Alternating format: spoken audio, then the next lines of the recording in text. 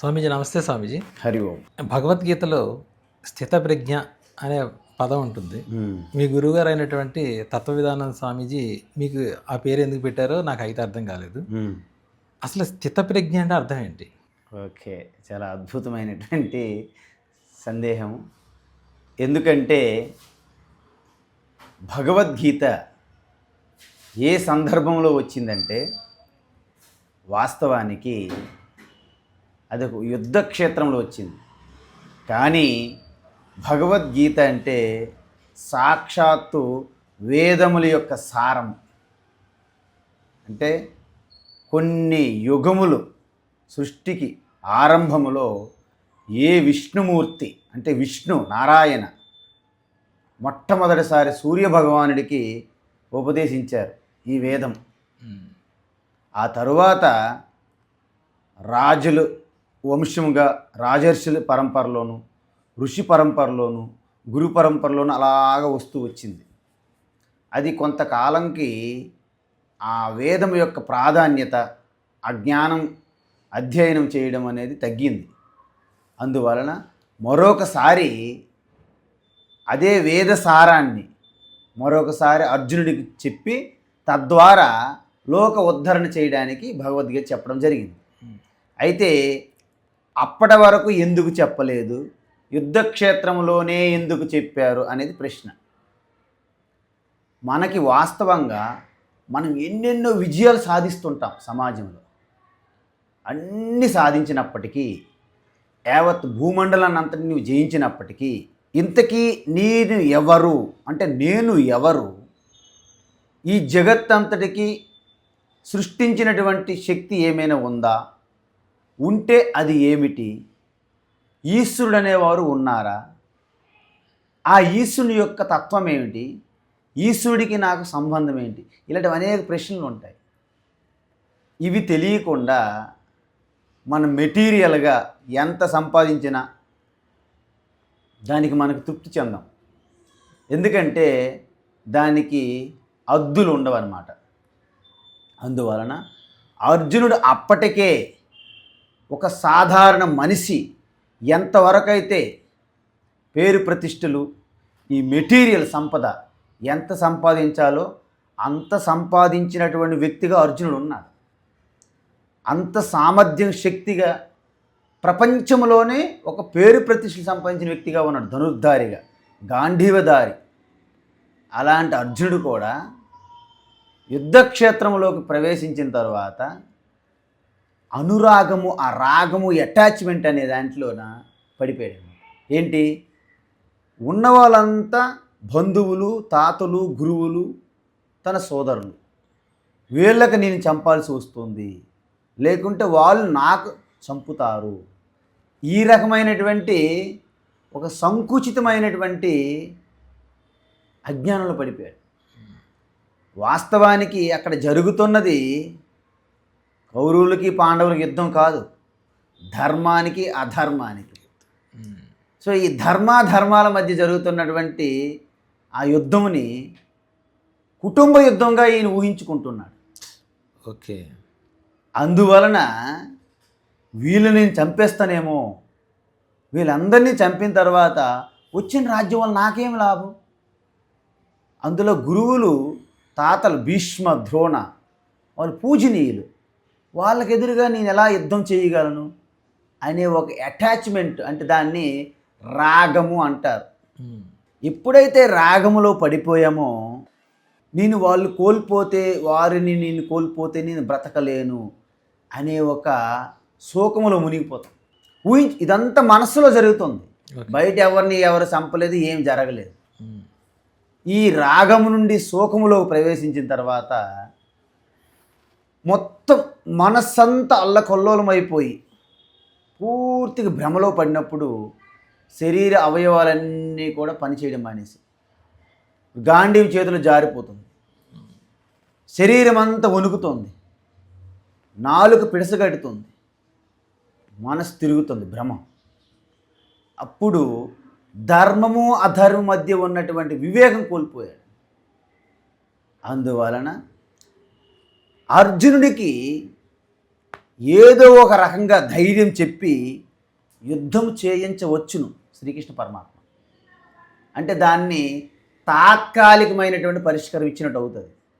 కానీ దీనికి మూలములో ఉన్నటువంటి కారణం ఏమిటి అని గ్రహించిన కృష్ణ పరమాత్మ అంటే సాక్షాత్తు సృష్టి స్థితి లయ చేసినటువంటి ఈశ్వరుని యొక్క అవతారమూర్తి. సాధారణ మనిషి కాదు.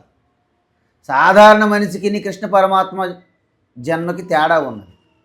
సాధారణ మనుషులకు జన్మ అంటారు, కృష్ణ పరమాత్మకి అవతారం అంటాము. ఎందుకంటే ఎవరొచ్చినా సరే పరమాత్మ స్వరూపం నుండి వస్తుంది, కానీ వచ్చేటప్పుడు శరీరం ఏ విధంగా వస్తున్నదని ఉన్నది శాస్త్రంలో, వేదంలో. మన శరీరము ఈశ్వరుడు మాయ నుండి ఉద్భవించిన పంచభూతాత్మ మన శరీరం. అందుకే దీన్ని పాంచభౌతిక శరీరం అంటారు. మరి కృష్ణ పరమాత్మ అవతారమూర్తి చైతన్య స్వరూపం పరబ్రహ్మ మాయ నుండి వచ్చిన శరీరం. అంటే పాంచభౌతికం అనే మధ్య ప్రాసెస్ లేకుండా వచ్చింది ఆయనకి. అందుకే మాయా మానుష వేషము. ఆయన శరీరము మాయకు శరీరము, మనది పాంచభౌతిక శరీరం. అంటే మనకి అవతారంకి మధ్య ఉన్న భేదం ఏమిటంటే, మనం మాయ ఉన్నటువంటి త్రిగుణముల తర్వాత వచ్చినటువంటి పంచభూతముల ద్వారా ఆయనకి మాయ నుండి డైరెక్ట్ శరీరం వచ్చింది. ఇంకొకటి ఏంటంటే, మాయ 3 గుణములు ఆయన ఆధీనములు పెట్టుకొని ఆయన వచ్చాడు. మనము ఆ 3 గుణముల యొక్క మాయ కింద పనిచేస్తున్నాం, ఆధీనంలో ఉన్నాం. అంటే మాయ మనల్ని నియంత్రిస్తుంది, అవతారమూర్తి మాయను నియంత్రిస్తారు. మాయని తన వశంలో చేసుకొని ఎవరైతే కిందకు వస్తారో వారిని అవతారమూర్తి, మహావతారం, ఈశ్వర అవతారం అంటారు. మనము కోరుకొని ఈ శరీరాలు పొందలేదు. మన కర్మఫలం ఆధారంగా ప్రారబ్ధ కర్మతో మనం వచ్చాం కాబట్టి ఆ పుణ్య పాపాలను మనం క్షయం చేయడానికి ఈ శరీరం వచ్చింది. మనకి ఇష్టం ఉన్నా లేకున్నా మనకి ఈ శరీరం వచ్చింది. ఆయన దేశకాల పరిస్థితులకి ధర్మముల మధ్య జరుగుతున్నటువంటి ఆ సమతుల్యత కాపాడడానికి యదా యదా హి ధర్మస్య గ్లానిర్భవతి భారత అభ్యుత్థానమధర్మస్య తదాత్మానం సృజామ్యహం. ఎప్పుడైతే ధర్మము అధర్మము అది ఒక శరీరం లాంటిది అన్నమాట. మన శరీరంలో ఎలాగైతే బ్యాలెన్స్కి ఏమైనా తేడా వచ్చిందనుకోండి, తుమ్ములు, దగ్గులు, ఫీవరు, అనేక రకమైన సిమ్టమ్స్ వస్తాయి. ఎందుకు? బ్యాలెన్స్ అవ్వాలని. మరి సాక్షాత్ జగత్తంతా ఈశ్వరుని శరీరం అన్నమాట. ఎక్కడైనా సరే ఎటువంటి బ్యాలెన్స్ తప్పి సమతుల్య దెబ్బతినేటప్పుడు దాన్ని ఈశ్వరుడు ఇంటర్ఫియర్ అవుతారన్నమాట, అవతారమూర్తిగా. అందువలన మరి ఆయన వచ్చినటువంటి కారణం తెలిసింది మనకి. ఆయన శరీరం మాయ, మన శరీరం పంచభూతములు. తర్వాత ఆయన మాయ తన వశములో పెట్టుకొని కావలసిన శరీరాన్ని ధరించి వచ్చాడు ఆయన.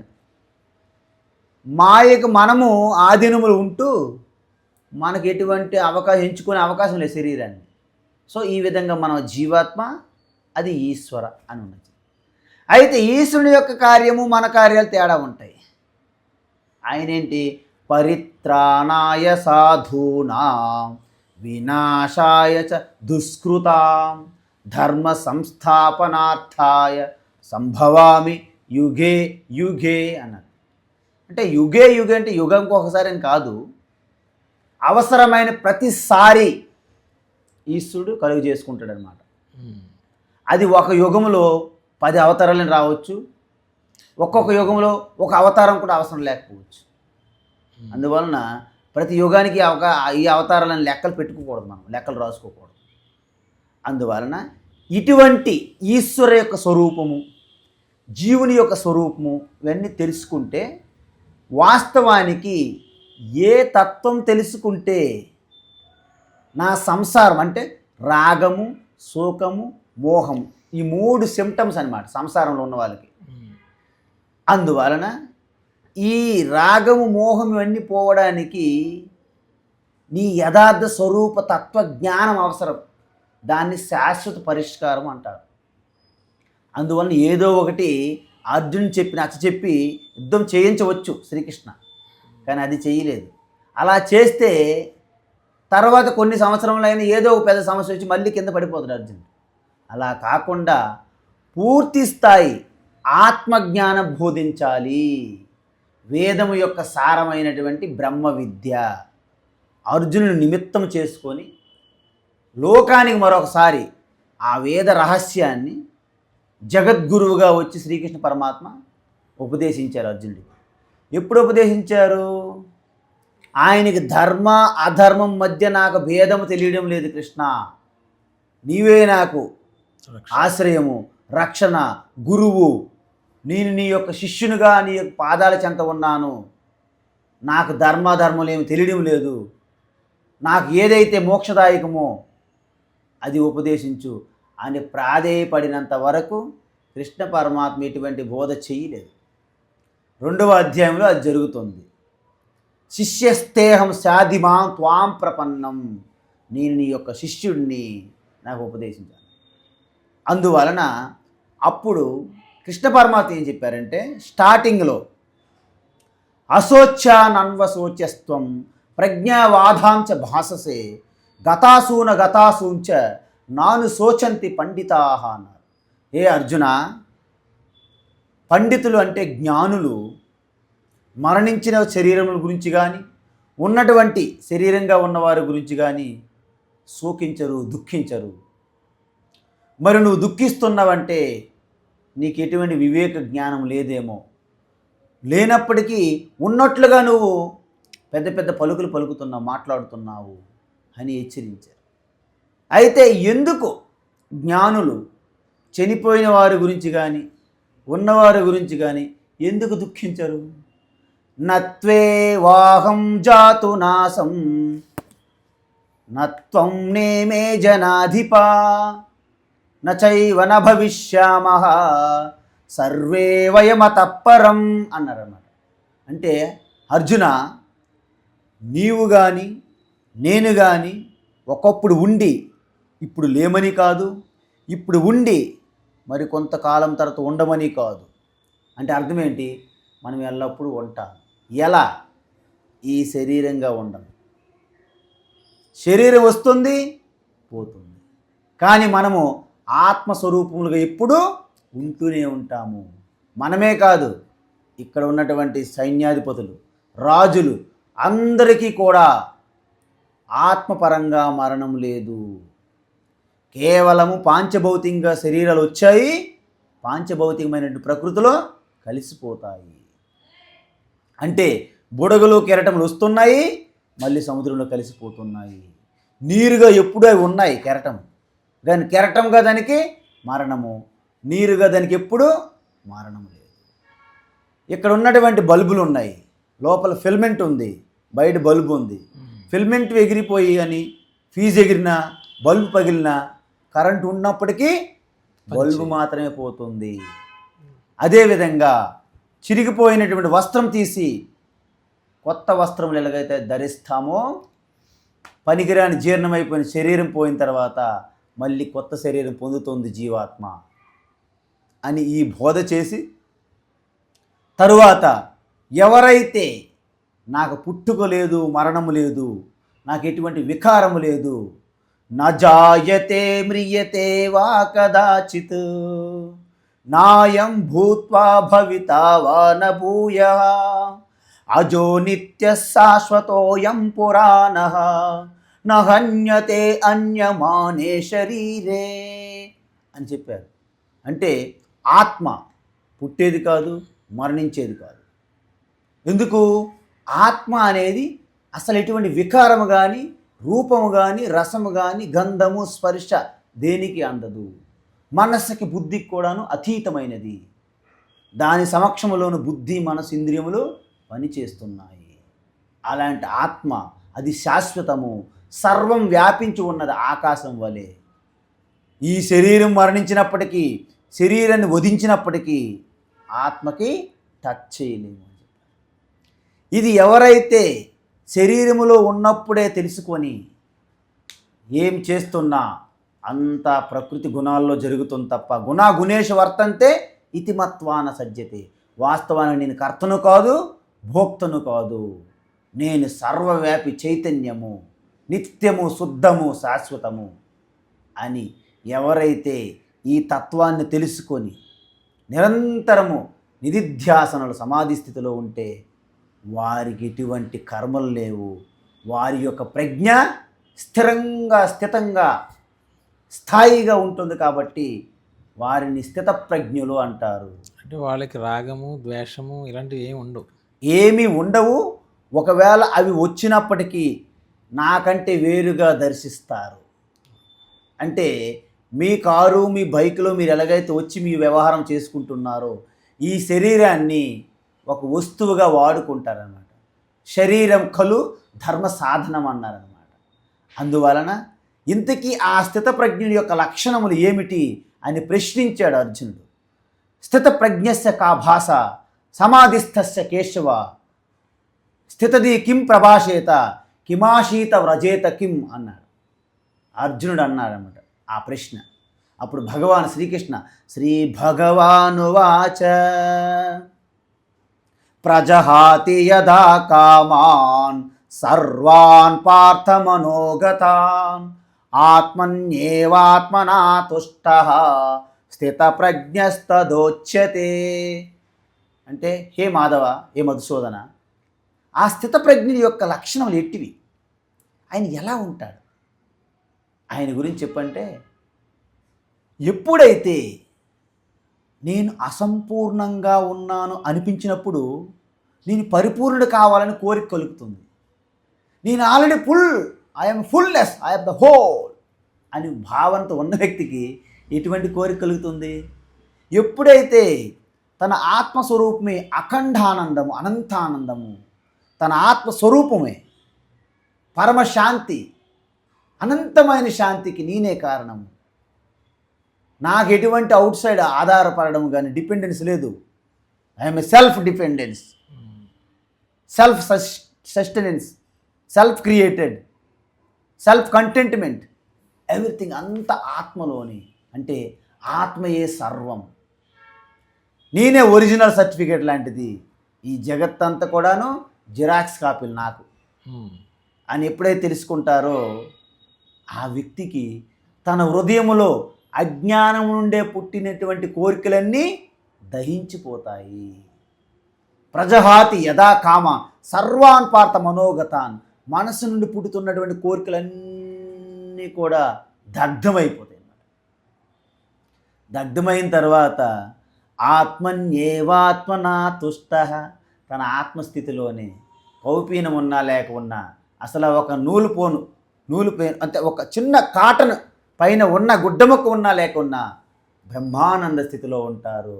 కౌపీనవంతః ఖలు భాగ్యవంతః అంటారన్నమాట. అలాంటి తన ఆత్మలోని క్రీడ, ఆత్మలోని ఆత్మయందు రతి, క్రీడ, రమణము, ఆనందం, తృప్తి, తుష్టి, ఆయనని స్థితప్రజ్ఞులు అంటారు అని చెప్పారు కృష్ణ పరమాత్మ. ఆయన యొక్క స్థితి సంపూర్ణంగా నీటితో ప్రవాహంతో నిండి ఉన్న మహాసముద్రం వలె ఉంటుంది.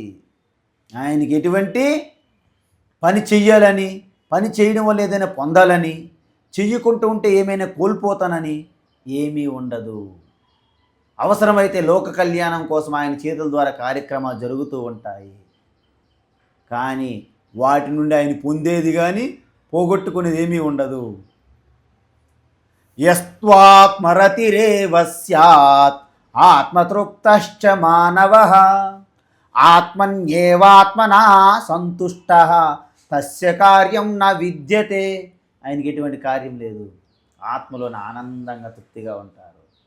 అది స్థిత ప్రజ్ఞ, steady wisdom, never shaken by anything.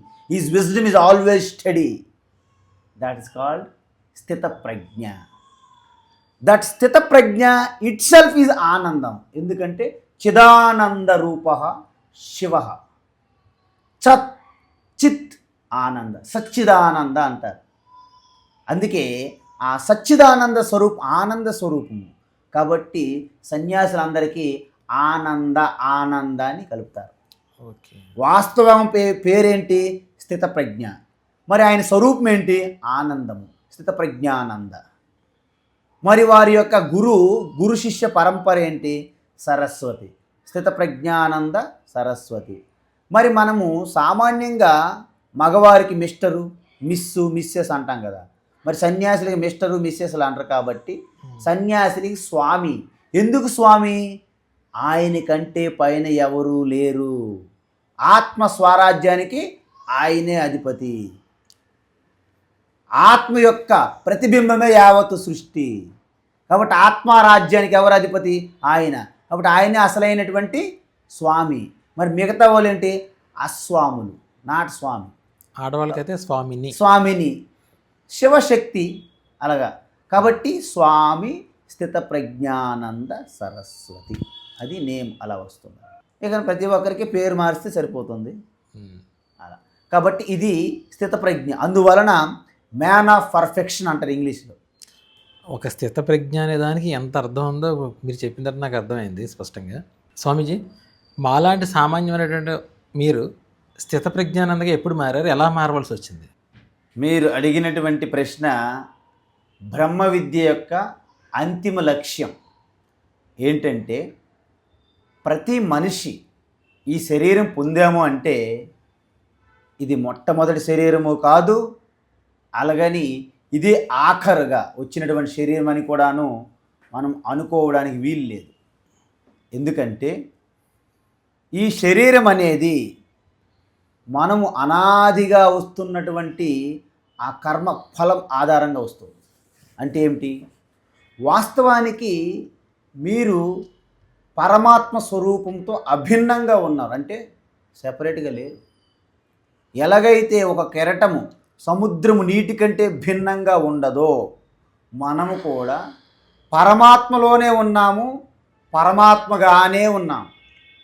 కానీ మనకున్నటువంటి అజ్ఞానము నుండి వచ్చినటువంటి అహంకారం ఏదైతే ఉందో, నేను కర్తను అనే భావన కలిగి ఆ కర్తృత్వంతో నేను పరిపూర్ణుడు కాదు, పరిపూర్ణత నాకు లేదు అనే అజ్ఞానం వలన కోర్కెలు కలిగి, కోర్కెల ద్వారా నేను పరిపూర్ణత పొందుతాను అనే భ్రమతో కర్మలు చేసి, కర్మల వల్ల వచ్చినటువంటి పుణ్యపాపముల ఆధారంగా సుఖదుఖములు పొందుతూ మళ్ళీ శరీరం విడిచిపెట్టి మళ్ళీ పుణ్యపాపములు అనే ఆ కర్మ ఫలాల ద్వారా శరీరాలు పొందుతూ అనేక జన్మములు పుట్టి మరణించి పునరపి జననం పునరపి మరణంగా వస్తున్నది. ఈ సైకిల్ని సంసార చక్రము అంటారు. అందువలన ప్రతి వ్యక్తి పరమాత్మ స్వరూపం అయినప్పటికీ నేను పరమాత్మ స్వరూపం అని తెలియనివ్వకుండా మనల్ని అడ్డు వేస్తున్నాయి మూడు. అది ఒకటి మలము, రెండు విక్షేపము, మూడు ఆవరణం అంటారు. మలం అంటే ఏమీ కాదు, మనకి బీజ రూపములో ఉన్నటువంటి మన అంతఃకరణంలో కామ క్రోధ లోభ మోహ మద మాత్సర్యములు ఉంటాయి. సో వాటి వలన మనకి పూర్తిగా ఈ వివేకం అంతా కప్పేస్తుంది. తరువాత విక్షేపం అంటారు, అంటే మనస్సు అత్యంత చంచలత్వం అన్నమాట. తరువాత నేను ఆత్మస్వరూపము అనే ఆ జ్ఞానాన్ని కప్పివేసినటువంటి ఆవరణం ఉంటుంది, దాన్ని అజ్ఞానం అంటారు. అందువలన ప్రతి ఒక్కరికి ఈ మానవ శరీరం వచ్చిన ఇంతకు ముందు ఉన్నటువంటి కర్మఫలాలన్నీ కలిపి దాన్ని సంచిత కర్మ అంటారు. ఆ సంచిత కర్మ నుండి తొందరగా అనుభవించి క్షయం కావలసినటువంటి కర్మ కొంత తీసుకొని ఒక శరీరం వస్తుంది, దానిని ప్రారబ్ధ కర్మ అంటారు. సో ఆ ప్రారబ్ధ కర్మలో ఉన్నటువంటి నా వాసనలు, నా కర్మ సంస్కారం ఆధారంగా నేను సుఖదుఖములు ఈ శరీరంతో పాటు పొందుతాను ద్వారా. ఆ విధంగా నా యొక్క పూర్వజన్మ సంస్కార వాసనల ఆధారంగా ఈ దేహం అనేది శరీరం వచ్చింది. కాబట్టి పూర్వజన్మ సంస్కారం ఉంటుంది, అది ప్రారబ్ధము. ఇప్పుడు మీకు ఈశ్వరుడు ఒక స్వేచ్ఛ ఇచ్చాడు, బుద్ధి అంటే మీకు స్వభావము అంటారు దాన్ని. ఆ స్వభావములో రాగద్వేషాలు సుషుప్త అవస్థలో ఉంటాయి. అందువలన మన యొక్క బుద్ధి నుండి మొట్టమొదటిసారి ఒక థాట్ రైజ్ అవుతుంది, ఒక ఆలోచన. ఎప్పుడైతే మొట్టమొదటిసారి ఒక ఆలోచన వస్తుందో అది మన చేతిలో ఉండదు. కానీ రెండవ ఆలోచన అనేది దాన్ని కొనసాగించాలా వద్దా అని మన చేతిలో ఉంటుంది. దానికి పురుష ప్రయత్నము అంటారు, ఆ స్వేచ్ఛ. అందువలన సమాజంలో ధర్మాత్ములుగా పాపాత్ములుగా ఉన్న ఆ ఇద్దరికి కూడా ఒక అవకాశం ఉంది మారడానికి. మొట్టమొదటి వచ్చే ఆలోచన ఎవరి చేతిలో ఉండదు, అది స్వభావం నుండి వస్తుంది. కానీ అది మంచిది అయితే కొనసాగించాలి, అది చెడు ఆలోచన అనుకోండి వెంటనే తుంచేయాలి. కానీ చెడు ఆలోచన వచ్చినప్పటికీ దానికి పదే పదే పదే అలా కొనసాగించారనుకోండి, దాని మీద మీకు అనురాగం కలుగుతుంది, రాగం, అటాచ్మెంట్. దాని కృష్ణ పరమాత్మ ఏం చెప్పారంటే, ధ్యాయతో విషయాన్ పుంసః సంగస్తేషూపజాయతే సంగా సంజాయతే కామః కామాత్ క్రోధోభిజాయతే క్రోధాత్ భవతి సమ్మోహః సమ్మోహాత్ స్మృతివిభ్రమః స్మృతిభ్రంశాత్ బుద్ధినాశః బుద్ధినాశాత్ ప్రణశ్యతి అని చెప్పారు. అందువలన ప్రతి వ్యక్తికి ఒక ఆలోచన కలుగుతుంది, మీ చేతిలో ఉండదు అది. కానీ ఇది మంచా చెడా, కొనసాగించాలా వద్దా, రెండో ఆలోచన నుండి మన చేతిలో ఉంటుంది ఆ స్వేచ్ఛ. అప్పుడు ఎవరైతే వివేకమైనటువంటి బుద్ధి కలిగి ఇది నాకు మంచి కాదు తుంచేయాలి, ఇది మంచిది కొనసాగించాలి అని ప్రతి ఒక్కరికి ఆ అవకాశం ఇచ్చారు. అందుకే ఇదంతా బ్రహ్మరాత అని అన్ని విడిచిపెట్టే వ్యక్తి పతనం అయిపోతారు, అధోగతి చెందుతారు. అందువలన అంతా నీ చేతిలో లేదు, నా చేతిలో ఏమీ లేదంటే ఫ్యాటలిజం అంటారు, అనామకుడు. కాబట్టి అంతా నా చేతిలో ఉందంటే అహంకారి, అజ్ఞానం. అంటే ఏంటి ఇక్కడ, కొంత నీ చేతిలో ఉంది, కొంత ఈశ్వరుని అనుగ్రహంగా వస్తున్నది. ఈ రెండింటిని కలిపి ఎవరైతే ముందుకు వెళ్తారో వారి లక్ష్యాన్ని శీఘ్రంగా చేరుకుంటారు. ఆ విధంగానే ఈ శరీర ఉపాధి ద్వారా వచ్చినటువంటి ఏదైతే వ్యక్తిగా ఉన్నామో జీవాత్మగా, నాకు రామకృష్ణ పరమహంస వివేకానంద స్వామి వారు లాంటి వాళ్ళు ఒక ప్రేరణగా, ఒక స్ఫూర్తిగా ఉన్నారన్నమాట. వారి పుస్తకములు చదవడం, చిన్నప్పుడే గురుకుల పాఠశాలలో చదవడం, సింహాచలంలో. సో ఇలాంటివన్నీ దోహదం చేసాయన్నమాట. సో అప్పుడు మనకు కలిగినటువంటి ఆ ఆలోచనని నేను వాటిని కొనసాగిస్తూ వచ్చాను. కాబట్టి నన్ను ఇక్కడ నుండి హిమాలయ వైపు ఆకర్షించాయన్నమాట. సో అక్కడికి వెళ్ళిన తరువాత నా యొక్క మానవ జన్మ యొక్క అంతిమ లక్ష్యం ఏమిటి, గమ్యం ఏమిటి అనేది తెలిసింది. వెళ్ళే ముందు నేను సన్యాసి అవ్వాలనుకున్నాను, కానీ అక్కడికి వెళ్ళిన తరువాత తెలిసింది సన్యాసి అంటే ఏమిటి. ఆ విధంగా నా ప్రారబ్ధ కర్మలో ఉన్నటువంటి ఆ పూర్వజన్మ సుకృతము వాసనల ఆధారంగా సన్యాస ఆశ్రమం అనేది గ్రహణం చేయడం జరిగినది. మానవ జన్మ అంతిమ ప్రయోజనం ఏంటంటే, ప్రతి మనిషి 4 రకాలుగా ఉంటారు. మనం అనుకుంటాం అందరూ మనుషులే అని, కానీ అందరికీ మానవత్వం ఉండదు. ఎందుకంటే 4 రకములుగా ఉంటారు మనుషులు, వాళ్ళ స్వభావం బట్టి 4 రకాలు. ఒకటి, మొక్కలు రకానికి చెందిన మనుషులు ఉంటారు. మొక్కల్లాగా ఒక దగ్గరే ఉంటారు, పెద్దగా కదలరు, ఎక్కడ వచ్చిందంతా లాక్కుంటారు అక్కడ ఉండి చుట్టూ ఉన్నటువంటి ఆకర్షిస్తారు, లాక్కుంటారు. రెండవ రకము జంతువుల ప్రవృత్తి కలిగిన మనుషులు అంటారు. అంటే జంతువులాగా మన్మాని కామ్ కర్తాయి, మనసుకి ఏది తోస్తే అది చేసేయడమే, ఎటువంటి నియంత్రణ ఉండదు వాళ్ళకి, ఎటువంటి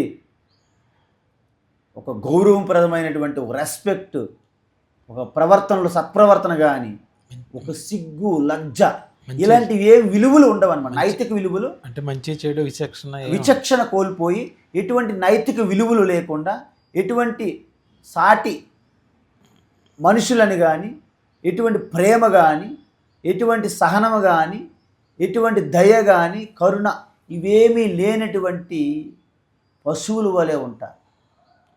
మూడవ రకము సంపూర్ణమైనటువంటి మనుషులుగా ఉంటారు. దాన్ని పర్ఫెక్ట్ హ్యూమన్ బీయింగ్స్. నాలుగవ రకము దైవత్వంలోకి ప్రవేశించిన వ్యక్తులు అంటారు. మానవత్వము, దైవత్వము. మానవత్వం కంటే కింద పశు ప్రవర్తన, తర్వాత ప్లాంట్స్, మొక్కలు. కాబట్టి ఎప్పుడైతే మనిషి మొక్కగా ఉన్నటువంటి వ్యక్తిగా పుట్టినప్పటికీ దైవత్వం వరకు మనం ప్రయాణించాలి. అందుకే ప్రతి మనిషి కూడా వారి యొక్క స్వభావము 3 గుణముల ఆధారంగా ఉంటుందన్నమాట. సత్వగుణము, రజోగుణము, తమోగుణం. అందువలన సాధారణంగా మన వ్యక్తిలోనే 3 గుణాలు ఉంటాయి. ఈ శరీరము పూర్తిగా తమోగుణంతో కూడి ఉన్నది. మన ఇంద్రియములన్నీ కూడాను రజోగుణంతో కూడి ఉన్నాయి. మన యొక్క బుద్ధి, మనస్సు సత్వగుణం కూడా ఉంటుంది. అంటే మొత్తం శరీరంలో 3 గుణములు ఉన్నాయి. కాబట్టి మనం తమో గుణం నుండి మనం విజయం సాధించాలంటే యాక్షన్స్ చేయాల్సి వస్తుంది, కర్మలు, పనులు. అప్పుడు తమో గుణం నుండి మీరు విజయం సాధిస్తారు. తమో గుణం లక్షణం ఏమిటి? అలసట, ఆలస్యము, బద్ధకము, నిద్ర, ఇలాంటివన్నీ తమో గుణ లక్షణాలు. సో దాని నుండి మనం పైకి రావాలంటే యాక్షన్స్ చేయాలి, యాక్టివిటీస్. అప్పుడు రజోగుణం ఏంటి? స్వార్థము, కోరికలు, పని పని పని చేస్తుంటారు. దాని నుండి సత్వగుణంలోకి ప్రవేశించాలంటే స్వార్థం లేకుండా, సెల్ఫిష్గా కాకుండా, లోక కళ్యాణం కోసం, ప్రజా శ్రేయస్సు కోసం చేస్తూ నీ యొక్క ఆధ్యాత్మిక గ్రోత్ వృద్ధి చెందితే దానిని సత్వగుణము వృద్ధి చెందింది అంటారు.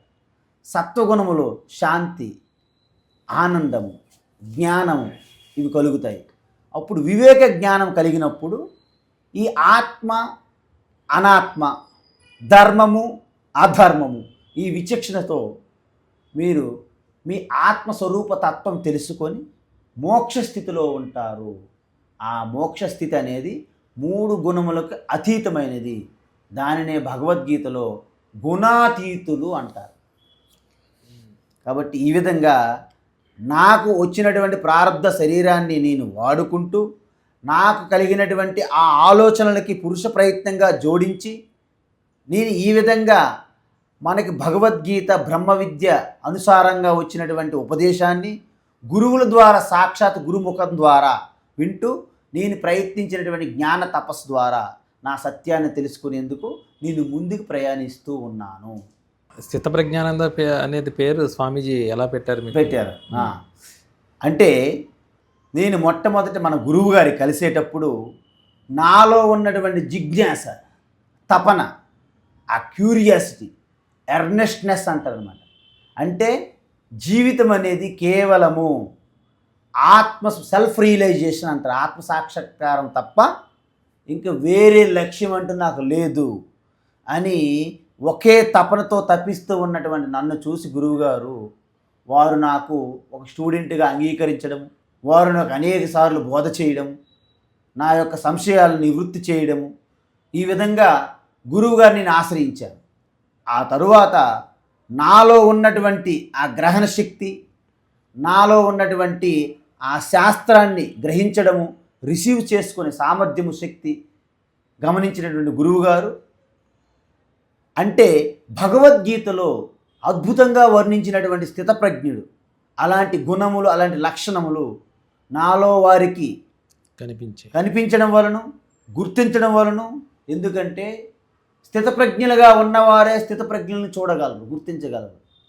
సామాన్యుల స్థితప్రజ్ఞలు అంటే అంటారే తప్ప అది సినిమాలో డైలాగే తప్ప అది నిజం కాదు. అందువలన మనం ధర్మం ఉపదేశిస్తాం కానీ ధర్మాన్ని ఆదేశించలేము. ధర్మం నీ హృదయంలో ఉంటేనే నీవు ధర్మం చేయగలుగుతావు, ధర్మం తెలుసుకోగలుగుతావు. అందువలన ఎవరైతే స్థితప్రజ్ఞలుగా ఉంటారో వారే స్థితప్రజ్ఞలను గుర్తించగలరు.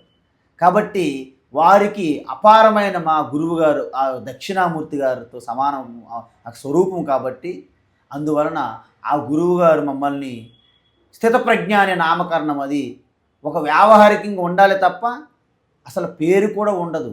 ఎందుకంటే సన్యాసాశ్రమం స్వీకరించేటప్పుడు నాకు నేను ఆత్మశ్రాద్ధం చేసుకున్నాము, అష్టశ్రాద్ధం చేసుకున్నాము, భూసన్యస్తమయ, భువసన్యస్తమయ, సువసన్యస్తమయ అని 3 లోకములకు త్యజించి కేవలం శుద్ధ బ్రహ్మ పరాత్పర తత్వంగా చిదానంద రూపంగా ఉంటే వ్యవహారికంలో ఒక వ్యవహారం జరగాలంటే ఒక పేరు ఉండాలి. కాబట్టి సాక్షాత్ పరబ్రహ్మ నామమైనటువంటి భగవద్గీతలో ఎంతో గొప్పగా వర్ణించినటువంటి ప్రసిద్ధిగాంచినటువంటి స్థితప్రజ్ఞ అనే నామధేయం మనకి ఇవ్వడం జరిగింది.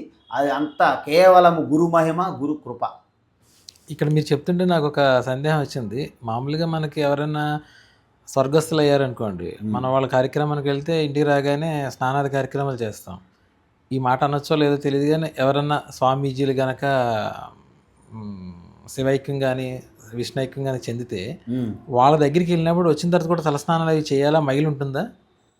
వాస్తవానికి ఈ మైలు ఉంటుందా, ఇవన్నీ కూడా బయట ఏమి ఉండవు. ఇదంతా కూడా మనసుకు సంబంధించినది. అంటే మనము శుభ్రత అనేది 2 విధములుగా ఉంటుంది. ఒకటి బాహ్య శుభ్రత, రెండోది అంతః శుభ్రత అని. అందువలన మీకు బయట ఉన్న పరిసరాలలో మీరు ఎక్కడికైనా వెళ్ళినప్పుడు ఆ దుమ్ము ధూళి ఈ యొక్క ప్రకృతికి పరమైనటువంటి శుభ్రత మీకేమైనా అంటూ దుమ్ము ధూళి కలిగిందని మీరు భావించినప్పుడు స్నానం చేయాలి తప్ప అజ్ఞాని చనిపోయారనేసి అశుభ్రత అయిపోయింది, అశుభమైందని స్నానాలు చేయాలని, మహాత్ములు సమాధి పొందారని అవసరం లేదని, ఈ 2 కూడా తప్పే. ఎందుకంటే మహాత్ముల శరీరమైన పాంచభౌతిక శరీరమే, అజ్ఞాని శరీరమైన పాంచభౌతిక శరీరమే. కాబట్టి శరీరాలకు ఎప్పుడూ కూడా గొప్పతనం లేదు. మన యొక్క అజ్ఞానం వలన మహాత్మ శరీరాన్ని మనం పూజిస్తుంటాము, మిగతా శరీరాన్ని మనం తక్కువగా చూస్తాం. కానీ శరీరం అన్నది ఎప్పుడు కూడా గొప్ప కాదు. అందులో ప్రకాశిస్తున్న ఆత్మ చైతన్యాన్ని ఎవరైతే గుర్తిస్తారో అది శివ. గుర్తించకపోతే శవం. శవం అనేది ఒకటి గొప్ప శవము, రెండోది తక్కువ శవం అంటూ ఉండదు. కాబట్టి ఇక్కడ జ్ఞానుల అజ్ఞానులు అని కాదు, నీకు అశుభ్రంగా నువ్వు భావించిన ఎడల నువ్వు స్నానపానాలు చేసుకోవడం అనేది అది న్యాయం, ధర్మం. కాబట్టి ఇక్కడ మహాత్ములకి ఎందుకు మరణించారు అనరంటే ఒక గౌరవప్రదం. ఎందుకంటే వారు శరీరములో ఉన్నప్పుడే మోక్షం ముక్తులుగా ఉన్నారు. శరీరం అనేది వాళ్ళకి వస్త్రముతో సమానం. కాబట్టి వాళ్ళకు మరణం లేని స్థితి, నా జాయతే నా మ్రియతే. కాబట్టి మరణించారనడం భవ్యం కాదు. అందువల్ల అవతారమూర్తి చాలించినప్పుడు స్వర్గారోహణం వెళ్ళారంటారు, అవతారాన్ని చాలించారంటారు. కృష్ణ అవతారాన్ని విడిచిపెట్టారు, రామ అవతారాన్ని చాలించారు, స్వామి దయానంద సరస్వతి మహాసమాధి అయ్యారు అంట. కానీ మనకి గౌరవం ఉంటే మన పెద్దలను కూడా మనం అలాగే సంబోధించుకోవచ్చు. శివైక్యం పొందారు, విష్ణైక్యం పొందారు, మరణించారు, చచ్చిపోయారు అని అనాల్సిన పని లేదు. అలాంటి పదజాలము అజ్ఞానంతోనే. మీకు ఒకవేళ నచ్చకపోతే ఇలాగ చెప్పుకోవచ్చు, కానీ 2 ఒకటే అర్థం. కాబట్టి ఇక్కడ ఏంటంటే మనం ఎవరైనా చనిపోయినప్పుడు వెళ్ళేటిచ్చినప్పుడు మైలు ఉన్నది స్నానం చేయాలంటారంటే అది మీ యొక్క శుభ్రత సంబంధించిన, మనసుకు సంబంధించిన భావన. అది వాస్తవానికి అక్కడ అంటుకూడలు ఏమి ఉండవు. నీకు క్లారిటీ, ఓకే అక్కడికి వెళ్ళి వచ్చాను స్నానం మంచిది. ఎందుకంటే ఇదంతా బయటకే కదా, లోపల ఆత్మకేమంటదు. ఆత్మకి ఎప్పుడూ మైలు ఉండదు. నిత్య శుద్ధ బుద్ధ ముక్త స్వరూప అంటారు శంకరాచార్య. నిత్యము శుద్ధము, నిత్యము జ్ఞానము, అనంతము. అందువలన ఇప్పుడు గంగా జలము ఒక కలశంలో వేసిన, మురికి నీరు ఒక కలశంలో వేసిన లోపల ఉన్న ఆకాశానికి ఏమైనా అంటుతుందా? అంటదు. అంటే ఆకాశానికి ఎలాగైతే మురికి నీరు మంచినీరు ఎటువంటి అంటదో ఈ లోపల ఉన్న చైతన్యమైన ఆత్మ కూడా అలాంటి ఆకాశం లాంటిది. మనస్సులో కలిగే భావనలు మంచివి కానీ చెడు భావనలు కానీ ఆత్మకు అంటాం. అందువలన వాస్తవానికి ఆత్మ కదలదు, క్రియ లేదు, కర్మ లేదు. అన్నీ కూడా కారులో చక్రములు స్టీరింగ్లు ఇవన్నీ తిరుగుతుంటాయి. పెట్రోల్ ఏమి పని చేయదు. ఈ యొక్క ఇంద్రియములు, మనసు, బుద్ధి అంతా అలిసిపోతుంది. డ్యాన్స్లు వేసి స్టేజ్ ఎక్కి ఒక డ్యాన్స్ రిటోటి డ్యాన్స్ వేస్తుంటారు, అలిసిపోతుంటారు. కానీ అక్కడ ఉన్నటువంటి లైటు ప్రకాశం ఏమీ అలుపు ఉండదు, అలసిపోదు. అదేవిధంగా ఆత్మ చైతన్యం అనే వెలుగులో బుద్ధి, మనస్సు, ఇంద్రియములు, శరీరం అన్నీ అలసిపోతాయి. కాబట్టి అవే పడుకుంటే తప్ప ఆత్మ పడుకోదు. గాఢ నిద్రలో కూడా నేను అలాగ ప్రకాశంగానే ఉంటాను. మరి నిద్రపోతే నువ్వేంటి? మనసు, బుద్ధి, ఇంద్రియములు. నేను అందుకే నిత్యం చిదానంద రూప శివ అహం అంటే, శివ అహం అంటే దాన్ని రెండు కలిపితే శివోహం. స్వామీజీ, గురువు గారిని మీరు పట్టుకున్నారా, లేకపోతే మీ గురువు గారు నేను మిమ్మల్ని ఎంచుకున్నారా?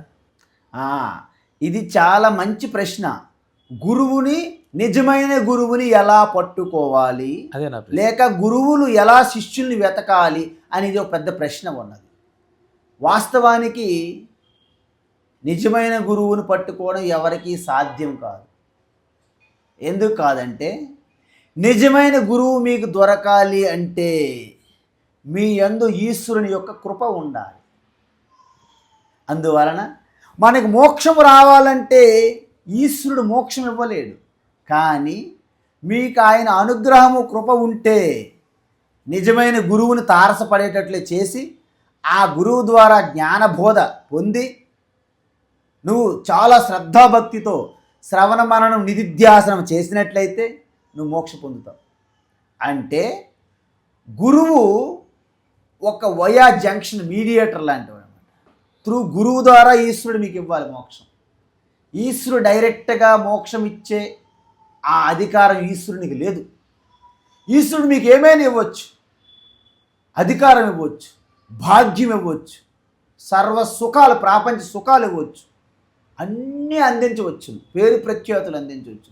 కానీ మోక్షం ఇవ్వడం మాత్రం ఈశ్వరుని చేతిలో లేదు. కాబట్టి నిజమైన గురువును మనము ఒకవేళ తెలుసుకోవాలని ప్రయత్నిస్తే రెండు మార్గములు ఉన్నాయి. ఇంతకీ ఈ గురువు వేరే గురువు దగ్గర ఎక్కడైనా శిష్యునిగా ఉన్నారా లేదా? ఒక మార్గం. నిజంగా ఈయనకి గురువు ఉన్నారా లేదా అని తెలుసుకునేటప్పుడు, గురువు ఉన్నప్పుడు ఈయన శిష్యుడిగా ఉన్నాడా లేదా, ఉంటే ఈయన ఏ విధంగా శిష్యునిగా ఉన్నాడా గురువుకి, ఇంతకీ ఈయన యొక్క గురువు ఎవరు అనేది తెలుసుకోవచ్చు. ఒక పద్ధతి. రెండో పద్ధతి ఏంటంటే, ఈ గురువుగారుగా ఉన్నటువంటి వ్యక్తి ఈయన యొక్క జీవన శైలి ఎలా ఉంది, స్వార్థంగా నాది, నాకు కావాలనే స్వార్థం కోసం, పేరు ప్రఖ్యాతుల కోసం, కోరికలతో అలా పరుగులు తీస్తూ మామూలు సాదాసీదా పామరుల వలె జీవితం ఉన్నదా అని ఆయన యొక్క జీవితంలోకి తొంగి చూస్తున్నప్పుడు కూడా ఆయన వ్యవహారం కూడా మనకు తెలిసిపోతుంది. ఇది స్వార్థం కోసం, స్వలాభం కోసం ఏమైనా జీవిస్తున్నారా, లేకుంటే ఆ సమాజం కోసం, అలా లోక కళ్యాణం కోసం ఉన్నారా అని కొన్ని విషయములు మనకి మచ్చుగా తెలుస్తాయి తప్ప పూర్తిగా నిజమైన గురువుని ఎవరు పట్టుకోలేరు. నిజమైన గురువు మీకు తారసపడ్డారు అంటే మీ పుణ్యము అంత అద్భుతంగా ఉన్నందువలన, ఈశ్వరుని కృపా కటాక్షం వలనే నిజమైన గురువుని తారసపడేటట్లు చేస్తారు. అంటే గురు శిష్యులను కల్పించే ఆ యొక్క బాధ్యత ఈశ్వరునిదే. ఉదాహరణకి ఈ మధ్యకాలంలో అయితే మనకి స్వామి వివేకానంద, రామకృష్ణ పరమహంస, అంతే కదా మన ఎగ్జాంపుల్. ఇప్పుడు రామకృష్ణ పరమహంస దగ్గరికి వివేకానంద గురువులు తిరిగారు అనేక మంది గురువుల కోసం. ఎక్కడ కూడాను నిజమైన గురువుగా ఆయనకి అనిపించలేదు. అంటే ఎప్పుడైతే రామకృష్ణ పరమహంస దగ్గరికి చేరారో అప్పుడు ఈశ్వర కృపా కటాక్షం కలిగి నిజమైన గురువుని అప్పుడు తారసపడేటట్లు చేశారు. అంటే ఒక్కొక్కసారి గురువు మన దగ్గరికి రావచ్చు, ఒక్కొక్క సందర్భంలో శిష్యుడే గురువు దగ్గరికి వెళ్ళవచ్చు. ఇక్కడ రెండు ఉదాహరణలు ఉన్నాయి. రమణ మహర్షి తిరువన్నామల అరుణాచలంలో ఉండేటప్పుడు కావ్యకంఠ గణపతి ముని వారు స్వయంగా రమణ మహర్షి దగ్గరికి వెళ్ళారు. ఇంతకీ కావ్యకంఠ గణపతి ముని వారు రమణ మహర్షి గురువా? కాదు. మరి శిష్యులా? కాదు. మరేంటి? గురువు కాదు, శిష్యుడు కాదు. అంటే కావ్యకంఠ గణపతి మహర్షి అతను యాక్చువల్గా ఆయనే రమణ మహర్షికి మహర్షి అని పిలిచారు. వాస్తవానికి రమణ మహర్షి కాదు, ఆయన వెంకటరమణ, అంతే, దట్స్ ఆల్. కానీ ఆయనలో ఉన్నటువంటి ఆ తపశ్శక్తి, ఆ యొక్క బ్రహ్మ వర్చస్సు, ఆ యొక్క జీవనముక్త అవస్థను చూసి మహర్షి అన్నారన్నమాట కావ్యకంఠ గణపతి ముందు. అదేవిధంగా రామకృష్ణ ఎంతో ఖాళీ ఉపాసనతో ఉత్కృష్ట స్థితిలో ఉంటే ఆయన్ని వెతుక్కుంటూ ఆయన గురువు వచ్చాడు తోతాపురి. సో ఆ ఉపాసన స్థితి నుండి మరొక ఉన్నతమైనటువంటి ఆత్మనిష్టలోకి ప్రవేశింపజేశారు ఎవరు? తోతాపురి. అందువలన ఇక్కడ గురువు దగ్గరికి శిష్యుడు వచ్చినా, శిష్యుడు గురువు దగ్గరికి వెళ్ళినా ఆ వాళ్ళిద్దరూ కలయిక అనేది ఈశ్వరుని యొక్క కృప ఆధారపడి ఉన్నదని దత్తాత్రేయ అవధూత గీతలో చెప్పారు. ఓకే. ఈశ్వరానుగ్రహ దేవ పుంసామద్వైత వాసన మహద్భయత్ పరిత్రాణాత్ విప్రాణాముపజాయతే తద్విద్ధి ప్రణిపాతేన పరిప్రశ్నేన సేవయ ఉపదేక్షంతి తే జ్ఞానం జ్ఞానినస్తత్వదర్శినః ఆచార్యవాన్ పురుషో వేద పరీక్షలోకాన్ కర్మచితాన్ బ్రాహ్మణః నిర్వేదమాయాత్ నాస్తి అకృత కృతేన తద్విజ్ఞానార్థం సహ గురుం అభిగచ్చేత్ సమిత్పాని శ్రోత్రియం బ్రహ్మనిష్టం అని చెప్పారు ఉపనిషత్తుల్లో. కాబట్టి ఎవరైతే లోకాన్ని పరికించి, అన్వేషించి, విశ్లేషించి తెలుసుకుంటారో ఏది నిత్యము, ఏది మారిపోతుంది, ఏది శాశ్వతము, ఏది మారకంటూ ఉన్నది, నేనెంతకీ నా స్వరూపం ఏమిటి, నేను దేన్ని పట్టుకోవాలి, కుక్కతోక పట్టి గోదావరి ఈదవలెనా, లేక ఒక బలమైనటువంటి మంచిగా ఉన్నటువంటి బోటు పట్టుకొని నది దాటవలెనా అని మీ చేతుల్లో ఉంటే నిర్ణయం అది.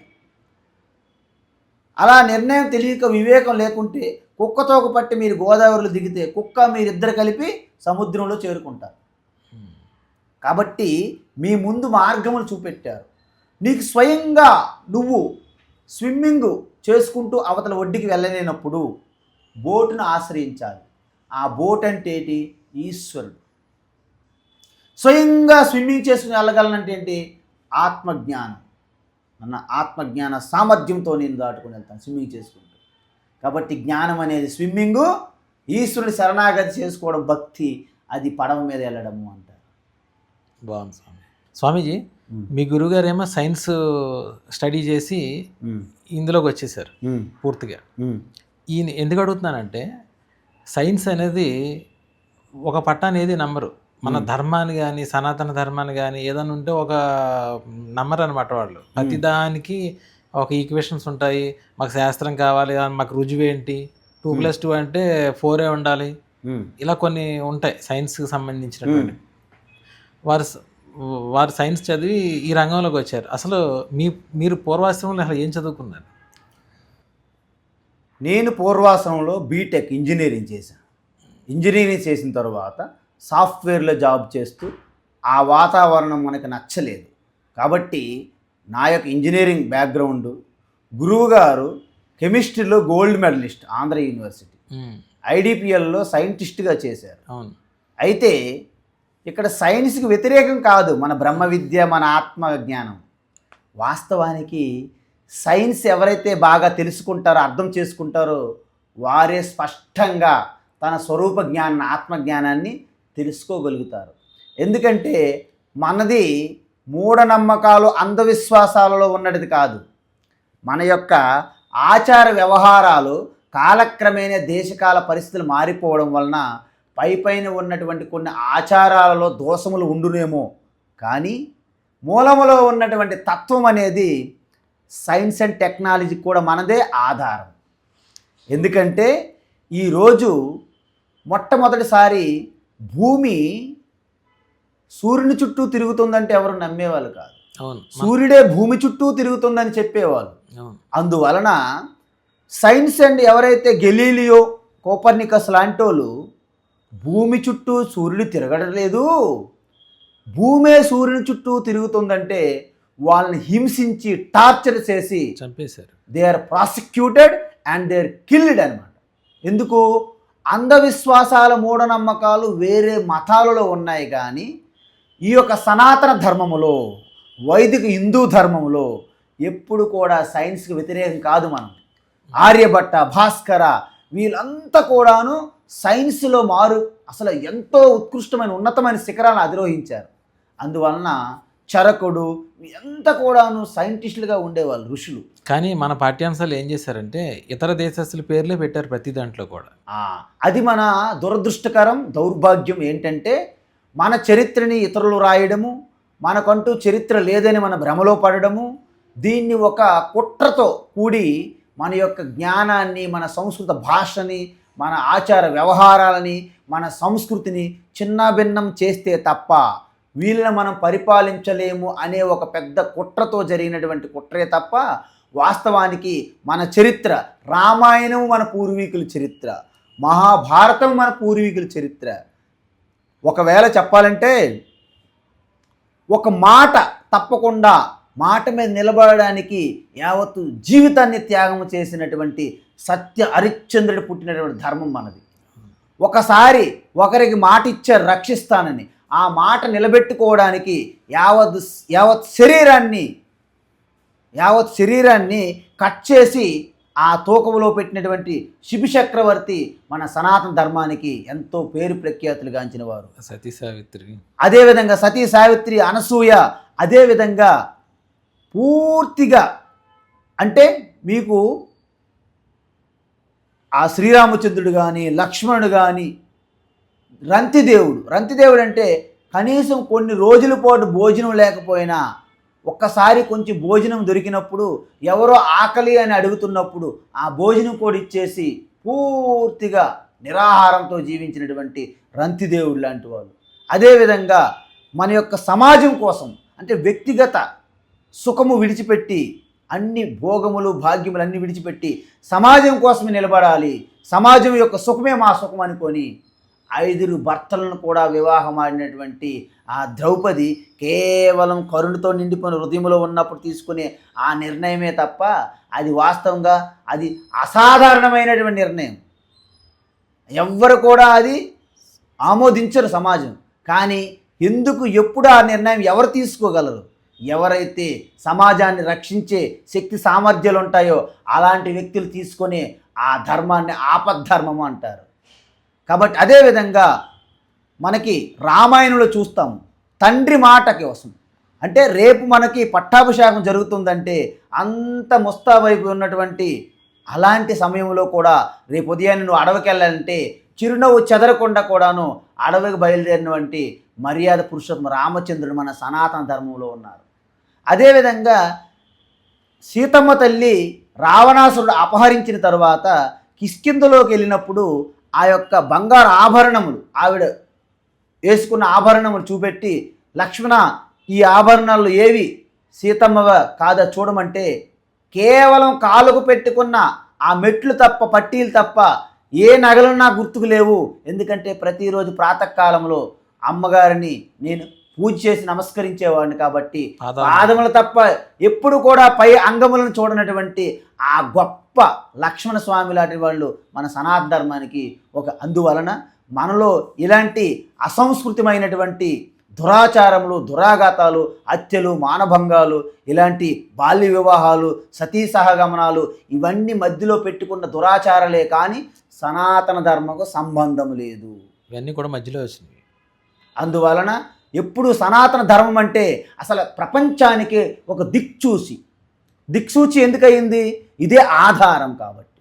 అందువలన మన సనాతన ధర్మము, మన ఉపనిషత్తులు, మన వేదములు, సైన్స్ కూడా మనమే ప్రేరణ. ఆటం బాంబు కనిపెట్టినటువంటి రాబర్ట్ ఓపెన్ హైమర్ నాకు భగవద్గీత ప్రేరణ అని చెప్పారు. అవును.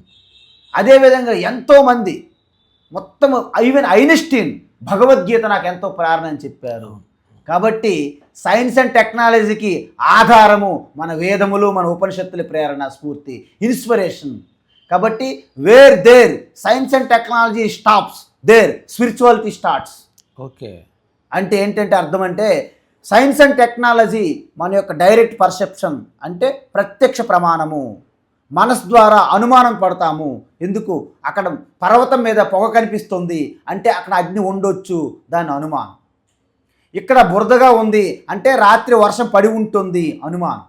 ఇలా అనుమానము, ప్రత్యక్షంగా సూచేది, వినేది, ఇదే మొత్తం సైన్స్ అండ్ టెక్నాలజీ. ఈ రెండింటికి అందనటువంటి జ్ఞానం ఏదైతే ఉందో అది మన వేదము, ఉపనిషత్తు చెప్పింది. అందువలన ఉపనిషత్తు ఋషులు సైంటిస్టులే. మరి సైంటిస్టులు ఇప్పుడు పరిశోధనలు చేస్తున్నవారు సైంటిస్టులే. కానీ ఇప్పుడు పరిశోధనలు చేస్తున్నటువంటి సైన్స్ అండ్ టెక్నాలజీ వాళ్ళు బి గ్రేడ్ ఋషులు, మన ఋషులు ఏ గ్రేడ్ ఋషులు. ఎందుకు? ఇద్దరి యొక్క ఫీల్డ్ డిఫరెంట్. వాళ్ళ యొక్క ల్యాబొరేటరీస్ బయట ఉంటాయి, మన ఋషుల యొక్క ల్యాబొరేటరీస్ ఇన్సైడ్ మైండ్లో ఉంటుంది. అందువలన ఈ యొక్క ప్రపంచానికి స్వామి ఎవరు? ఐ ఆమ్ ద స్వామి. నువ్వు ఉంటేనే ప్రపంచం ఉంది, నువ్వు ఉంటేనే చంద్రయాన్, నువ్వు ఉంటేనే సూర్యయాన్, నువ్వు ఉంటేనే కాస్మోస్. అసలు you are the first subject person. Everything is matter, you are the spirit. So spirit మీద రీసెర్చ్ చేసేవాళ్ళు ఋషులు, మ్యాటర్ మీద రీసెర్చ్ చేసేవాళ్ళు సైంటిస్టులు. కాబట్టి ఇద్దరికి ఒకరికొకరు పరస్పరం mutual support, mutual helping, mutual growth, mutual invention, mutual discoveries. అందువలన మెటీరియల్గా డెవలప్మెంట్ సైంటిస్టులు అయితే స్పిరిచువల్గా డెవలప్మెంట్ ఋషులు. కాబట్టి ఒకరు సహకరించుకుంటారు తప్ప డిఫరెన్సెస్ లేవు. ఇది బైబిల్ సిస్టమ్ కాదు, ఇంక వేరే సిస్టమ్ కాదు. సైంటిస్టులని హతం చేసేయడము, చంపేయడము, హింసించడము. ఎందుకంటే నీవు భూమే అన్నిటికీ సర్వం, సూర్యుడు భూమి చుట్టూ తిరుగుతుందంటే వాళ్ళు నమ్ముతారు, భూమి బల్లపరుపుగా ఉందంటారు. ఇవన్నీ అజ్ఞాన మూఢనమ్మకాలు, సనాతన ధర్మములో లేవు. ఇప్పటికి ఇంకా అలాంటి సిద్ధాంతాలు ఉన్నాయి. మన ఋషులు ఇంకా సూర్యోదయం, సూర్యాస్తమయం, గ్రహణాలు అన్ని ఎప్పుడో దర్శించి చెప్పేశారు ఈ శాస్త్రవేత్తల కన్నా ముందే. అంటే పేర్లు మాత్రం మారాయి. వాటికి ఎక్లిప్స్ అని వీళ్ళు అంటున్నారు. అప్పుడు ఛాయాగ్రహం అని ఇప్పుడు చెప్తున్నారు. ఆ ఛాయాగ్రహానికి రాహు, కేతు అన్నారు మన వాళ్ళు. కాబట్టి పేర్లు మారినాయి, కానీ ఇవన్నీ మన శాస్త్రాల సంస్కృతంలో దాగి ఉన్నాయి. మన భాష మనకు రాక, మనకు పరాయ భాషగా మిగిలిపోవడం వలన మనం ఎవరో మన సంస్కృతి, మన చరిత్ర ఇతరులు రాసిస్తే అది చదువుకొని మనము సంబరాలు పడుతున్నాం, చంకలు గుద్దుకుంటున్నాం. కాబట్టి వాస్తవాలు తెలిసిన రోజున మీరు ఇవన్నీ కూడా ఓహో ఇవన్నీ మాకు ఎప్పుడో తెలుసు అనే మనకి ఒక పరిజ్ఞానం కలుగుతుంది. అందుకే ఈ మధ్య కాలంలోనే ఇస్రో చైర్మన్ ఇంతవరకు ఎవరైతే సైంటిస్టులు కనిపెట్టారో ఇవన్నీ మన వేదముల నుండి అనేక శాస్త్రాలు దాగి ఉన్నాయి అని ఆయన ప్రకటించారు ఈ మధ్యకాలంలో. కాబట్టి సైన్స్ అండ్ టెక్నాలజీకి ఈ యొక్క సనాతన ధర్మం అనేది ఎప్పుడు కూడా చిన్న చూపు చూడదు. వాళ్ళకి ఎంకరేజ్ చేస్తుంటాం.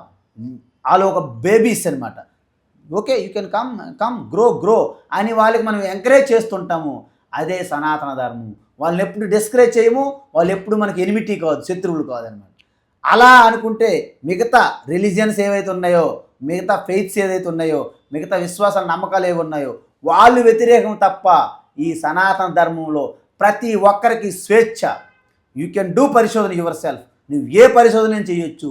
అందువలనే అప్పుడు కూడా సాంఖ్య, యోగ, వైశేషిక, న్యాయ, ఈవెన్ చారువాకులు, బౌద్ధులు, జైనులు అనేక మంది ఈ భారతదేశంలో వాళ్ళు స్వాతంత్రంగా ఎవరికి వారు పరిశోధన చేసుకుంటూ వారి యొక్క సిద్ధాంతాన్ని ప్రకటింప చేసుకోవడానికి ఎప్పుడూ అడ్డుపడలేదు ఈ భారతదేశంలో. కాబట్టి సనాతన ధర్మం అనేది సైన్స్ అండ్ టెక్నాలజీకి ఎప్పుడు కూడాను తల వంచలేదు, తల వంచదు. ఎందుకంటే సైన్స్ అండ్ టెక్నాలజీ మీరు ఒక పరిశోధన చేసి వచ్చారనుకోండి, మీకు ఒక నోబెల్ ప్రైజ్ ఇస్తారు, ఒక డాక్టరేట్.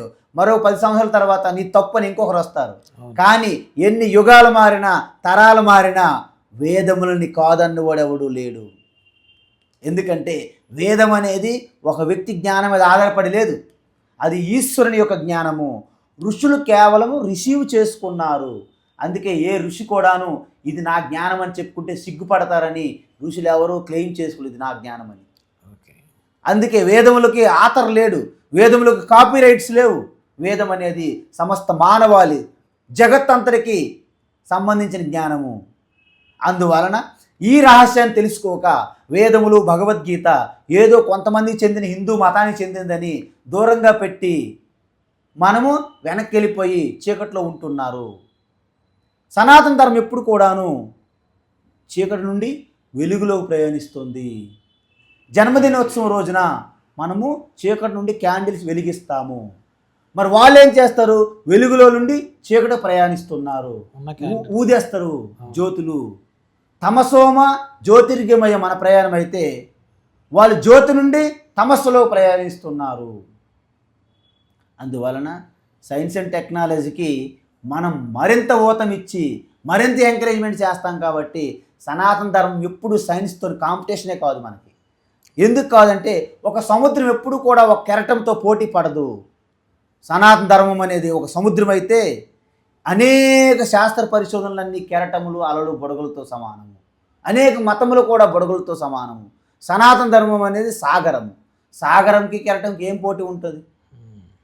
మన యొక్క అజ్ఞాన మూఢనమ్మకాలు మనలో పెరిగి మన సాగరం అనే సనాతన ధర్మాన్ని మనం కూడా ఒక కెరటంతో పోల్చుకొని హిందూ మతం మీది మతం మాది మతం, మీది తినాలి మాది తినాలి దిగిపోతున్నాం తప్ప. కానీ మనది మతం కాదు.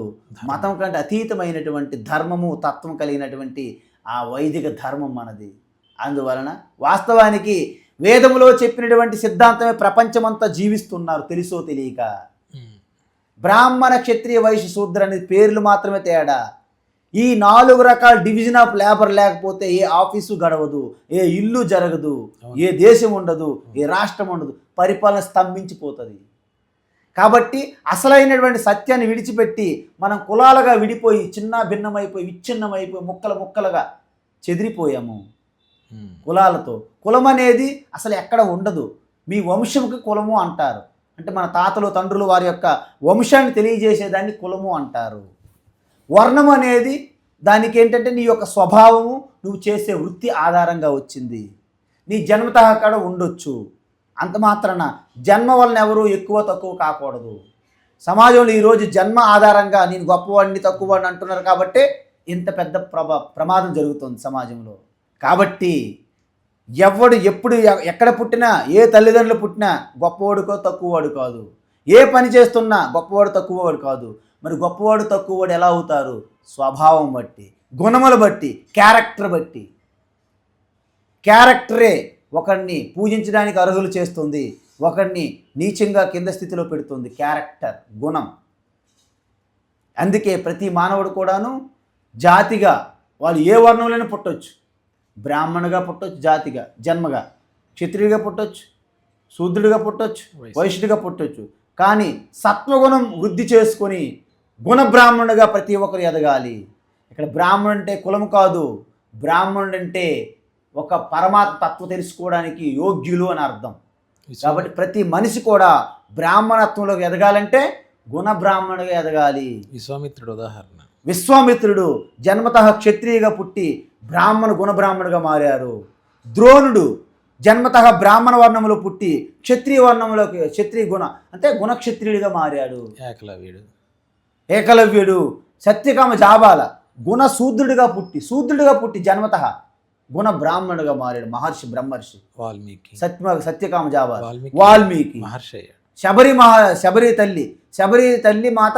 మాత జన్మతః శూద్రురాలు, గుణవతః బ్రాహ్మణత్వంగా పొందింది. సాక్షాత్తు శ్రీరామచంద్రుడు దర్శనమిచ్చి తన చేతుల ద్వారా ప్రేమతో ఆ యొక్క ఆనందరస ఫలాలను స్వీకరించాడు. ఆత్మారామ ఆనందరమణగా ఆ శబరిమాత దర్శనమిచ్చినటువంటి శ్రీరామచంద్రుడు. ఇవన్నీ మనం చూసుకుంటే మన చరిత్ర, మన పూర్వీకులు ఎవరు? ఋషులు, యోగులు. మనమెవరం బుషుల్లా తయారయ్యాం. కరెక్ట్, మర్చిపోయాం. కాబట్టి స్వామీజీ, మీరు చాలా గ్రామాల్లో భగవద్గీత పుస్తకాలు పంచుతున్నారు. మనకి ధర్మ గ్రంథాలు చాలా ఉన్నాయి. మీరు భగవద్గీత పంచడానికే ఎందుకు పూనుకున్నారు? గీతావేజన సత్సంగం అని పెట్టి మీరు ఇవన్నీ కార్యక్రమాలు చేస్తున్నారు. నాకు కూడా తెలుసు మీరు చాలా పుస్తకాలు పంపారు. ఇక్కడ కూడా చాలా పుస్తకాలు, వేలాది పుస్తకాలు ఉన్నాయి. అసలు మీ విజన్ ఏంటి? సనాతన ధర్మం అనేది ప్రతి ఒక్కరికి స్వేచ్ఛ ఉన్నది. ఏంటి? నువ్వు నదిలో దిగావు, కానీ నీవు చేతి పిడికిలు పెట్టి ఎంత నీరు తీసుకుంటావో అది నీ మీద ఆధారపడి ఉన్నది. సనాతన ధర్మం అనేది సముద్రం లాంటిది. అది అరిగిపోయేది కాదు, తరిగిపోయేది కాదు. అయితే దీంట్లో ప్రతి ఒక్కరూ జన్మతః వాళ్ళ సంస్కారంలోనే తత్వం ఉన్నది. ఈ మట్టిలో ఉన్న తత్వం. అందువలన అనేక గ్రంథాలు, శాస్త్రాలు కాలక్రమేణా వచ్చాయి.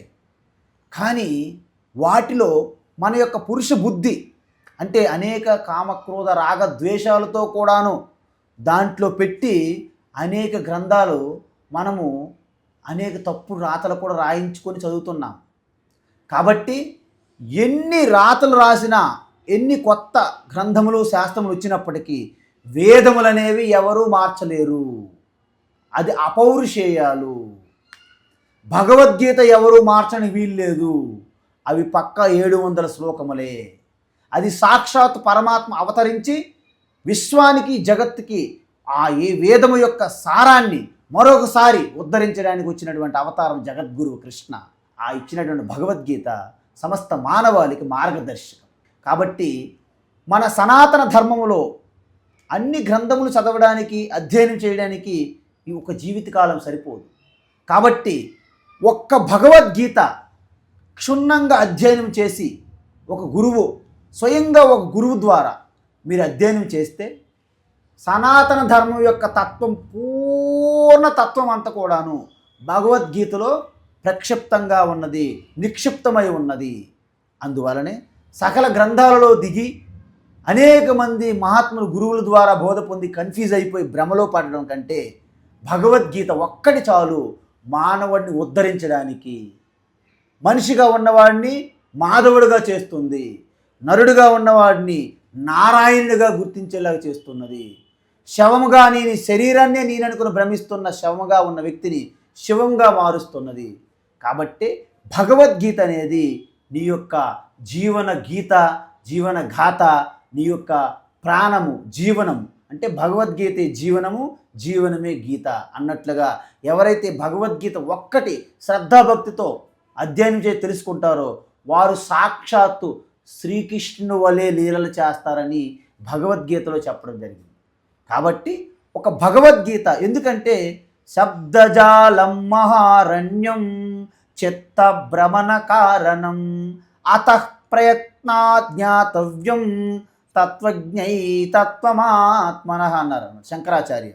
అందువలన అనేక రకములైనటువంటి శాస్త్రాలు, గ్రంథాలు అన్నింటిలో తలదూర్చి అన్నీ తెలుసుకొని మీరు భ్రమలో పడిపోయి సంశయాల్లో మునిగిపోవడం కంటే కేవలం స్పష్టమైనటువంటి భగవద్గీత అంటే సాక్షాత్ ఈశ్వరుని యొక్క వాక్, అది తెలుసుకొని మీరు ఉద్ధరించండి అని చెప్పారు. కాబట్టి ఆ భగవద్గీతని సనాతన ధర్మంలో ప్రతి ఒక్క హిందువులు కూడాను ఆ యొక్క భగవద్గీత అనేది నాది, ఎందుకంటే కృష్ణ పరమాత్మ మా గురువు, మన కుటుంబీకుడుగా మీరు భావించవచ్చు. కాబట్టి ఆ భగవద్గీత ఈ మధ్యకాలంలో అనేక గ్రామాల్లో పాదయాత్ర చేశాము. గడప గడపకి గీత అనేది ఒక నినాదం ఇవ్వడం జరిగింది. అందువలన మగపిల్లలకి, ఆడపిల్లలకి 2 వేరు నినాదాలు ఇవ్వడం జరిగింది. ఆడపిల్లలు ఎప్పుడు కూడా ఈ మధ్యకాలంలో జుట్టుని విరబూసుకుంటూ తిరుగుతున్నారు. వాస్తవానికి ఒక ఆడపిల్ల జుట్టు విరబూసుకొని ఉన్నదంటే అశుభము అని అర్థం, అమంగళము అని అర్థం. ఎందుకంటే ఆడవారు జుట్టు ఎప్పుడు విడిచిపెడతారు అంటే వాళ్ళకి అన్యాయం జరిగినప్పుడు కానీ, బాధ దుఃఖములో ఉన్నప్పుడు కానీ, కోపంతో అలిగి ఉన్నప్పుడు కానీ, పెళ్ళైన తర్వాత భర్త చనిపోయినప్పుడు కానీ, ఎటువంటి ప్రతీకార జ్వాలలో రగులుతున్నప్పుడు కానీ జుట్టు విరబూస్తారనమాట. ఉదాహరణకి కైకేయి ఎప్పుడైతే శ్రీరామచంద్రుడు భరతుడి విషయంలో కోపాగ్నిగా అలిగిపోయినప్పుడు జుట్టు విరబోసుకొని కోపగృహంలో ఉన్నారు. అదేవిధంగా ద్యోత సభలో అవమానించబడినటువంటి ద్రౌపదీదేవి ఆ యొక్క దుశ్శాసనుడికి మరణాంతరమే నా కేశమును ముడుచుకుంటానని ప్రతిజ్ఞ చేశారు. అదేవిధంగా మనము ఎంతోమంది దశరథుడు మహారాజు చనిపోయిన తర్వాత మహారాణులందరూ కూడాను జుట్లు విరబూశారు. మన చరిత్ర చెప్తుంది, మన సమాజం మనకు చూపెడుతుంది. కానీ ఇప్పుడు ఆడపిల్లలందరూ వాళ్ళు మరి ఎందుకు జుట్లు విరబూచారని అడిగితే ఇవేవి కారణం చెప్పడం లేదు, అది ఒక ప్యాషన్ అని చెప్తున్నారు. అందువలన వాళ్ళకు మనం ఇచ్చే నినాదం ఏంటంటే జుట్టు కట్టుకో, బొట్టు పెట్టుకో, గీత పట్టుకో. జుట్టు కట్టుకో, బొట్టు పెట్టుకో, గీత పట్టుకో. ఈ 3 ఆడపిల్లలకు సంబంధించింది అన్నమాట. అదే మగపిల్లలకి ఏంటంటే పొట్టు పెట్టుకో, గీత పట్టుకో మగపిల్లలకి. అందుకే ఈ జుట్టు కట్టుకుంటేనే అది మంగళకరము, శుభము. జుట్టు కట్టుకో, బొట్టు పెట్టుకో, గీత పట్టుకో ఆడపిల్లలకి. ఇది మనం చెప్తే అందుకే నిన్న నేను ఒక చిన్న ఇంటర్వ్యూ కూడా ఇదే చెప్పాను.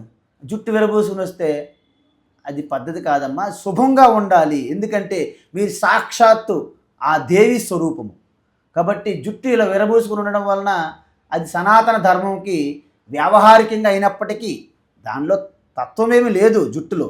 కానీ జుట్టు విరబోసి ఉండడం వలన అది శుభం కాదు, సూచకం కాదు, అది అమంగళకరము అని చెప్పడం వలన ప్రతి ఆడపిల్ల జుట్టు కట్టుకొని బొట్టు పెట్టుకుని ఉంటేనే లక్ష్మీదేవి స్వరూపంగా ఉంటారు అని మనం తెలియజేయాలి. అందుకోసము ఈ విధంగా మన సంప్రదాయము సంస్కృతిని గుర్తు చేస్తూ మీ యొక్క మానవ జీవితం యొక్క లక్ష్యం గుర్తు చేయడానికి జ్ఞానం ఉండాలి. భగవద్గీత, సంస్కృతి సంప్రదాయము, బొట్టు కట్టు బొట్టు జుట్టు ఇవన్నీ తెలియజేయడానికి మనం గ్రామాలు తిరిగి గడప గడప గీత అని గీతా విజన్ ప్రాజెక్టు ద్వారా మనము ఈ కార్యక్రమాలు చేస్తున్నాము. ఒకవేళ ఎవరన్నా ఆ పుస్తకాలు మీరు పంచుతున్నారు కదా స్వామీజీ, మేము కూడా కొంత పుస్తకాలు మేము సహాయం చేస్తామంటే మిమ్మల్ని ఎలా సంప్రదించాలి? మనకు ఆల్రెడీ మన గీతా విజన్ యూట్యూబ్ ఛానల్ ఉన్నది. దాంట్లో మన యొక్క డీటెయిల్స్, కాంటాక్ట్ డీటెయిల్స్ ఉన్నాయి. వారు ఎవరైనా సరే కంట్రిబ్యూట్ చేసి భగవద్గీత ప్రచారంలో వారికి తోచినంతగా వారు బుక్స్ కోసమైనా వాళ్ళకి సంప్రదించవచ్చు. వాళ్ళ యొక్క విరాళం కానీ డొనేషన్ కానీ ఇవ్వచ్చు. ఇప్పటికే మనము ఆల్రెడీ దగ్గర ఒక 8-9 వేలు books, Gita books, Gorakhpur Gita Press వారి బుక్స్ మనం తెచ్చి ఉన్నాము. ఇప్పటికీ మన దగ్గర కొన్ని వేలు ఉన్నాయి ఆల్రెడీ. ఇప్పుడు ఈ ప్రచారం ఇంకా మళ్ళీ కొనసాగుతుంది. ఈ యొక్క 2025వ సంవత్సరంలో ఫుల్ ఫ్లెడ్జ్డ్గా మళ్ళీ 2 రాష్ట్రాల్లో మనము గీతా ప్రచారం అనేది గడప గడపకి గీత. ఇంకొకటి ఏంటంటే మన మిత్రులు ఈ మధ్యకాలంలో ఒకరు వచ్చారు. వాళ్ళు ఏమంటారంటే రామనామము గ్రామ గ్రామము, రామనామం గ్రామ గ్రామం అనే వారి యొక్క ఒక నినాదం ఇచ్చారు. మనమేంటంటే గడప గడపకి గీత, వారేంటంటే రామనామం గ్రామ గ్రామం అనేది. సో 2 కలిస్తే అప్పుడు అద్భుతమైనటువంటి ఆ జీవితంలో ఎలా నడిచి ధర్మములో ఎలా జీవించాలి అని నడిచి సమాజానికి బోధ చేసినటువంటి మర్యాద పురుషోత్తమ రామచంద్రుడు సమాజంలో ఎలా జీవించాలి, ఏ జ్ఞానం తెలుసుకోవాలంటే ఆ యొక్క జగద్గురువుగా వచ్చి భగవద్గీతను అందించినటువంటి శ్రీకృష్ణ పరమాత్ముని ఈ రెండింటి కలయికే అక్కడ హనుమంతుడు, ఇక్కడ అర్జునుడు, అదేవిధంగా రాముడు ఇక్కడ కృష్ణుడు, శ్రీరామకృష్ణ. అదేవిధంగా హనుమంతుడి యొక్క శక్తి, యుక్తి, భక్తి, హనుమంతుడి యొక్క ఆ యొక్క ప్రతి విషయంలో హనుమంతుడు అన్నిటికంటేనూ ఒక ఫస్ట్ క్లాస్ అన్నమాట. భక్తుల్లో అగ్రగామి, జ్ఞానుల్లో అగ్రగామి, జితేంద్రుడు. అంత ఆ హనుమంతుడు అంటేనే సాక్షాత్ మన యొక్క బ్రహ్మ వర్చస్సు, ఆ వీర్య శక్తికే ప్రతిరూపమే హనుమంతుడు.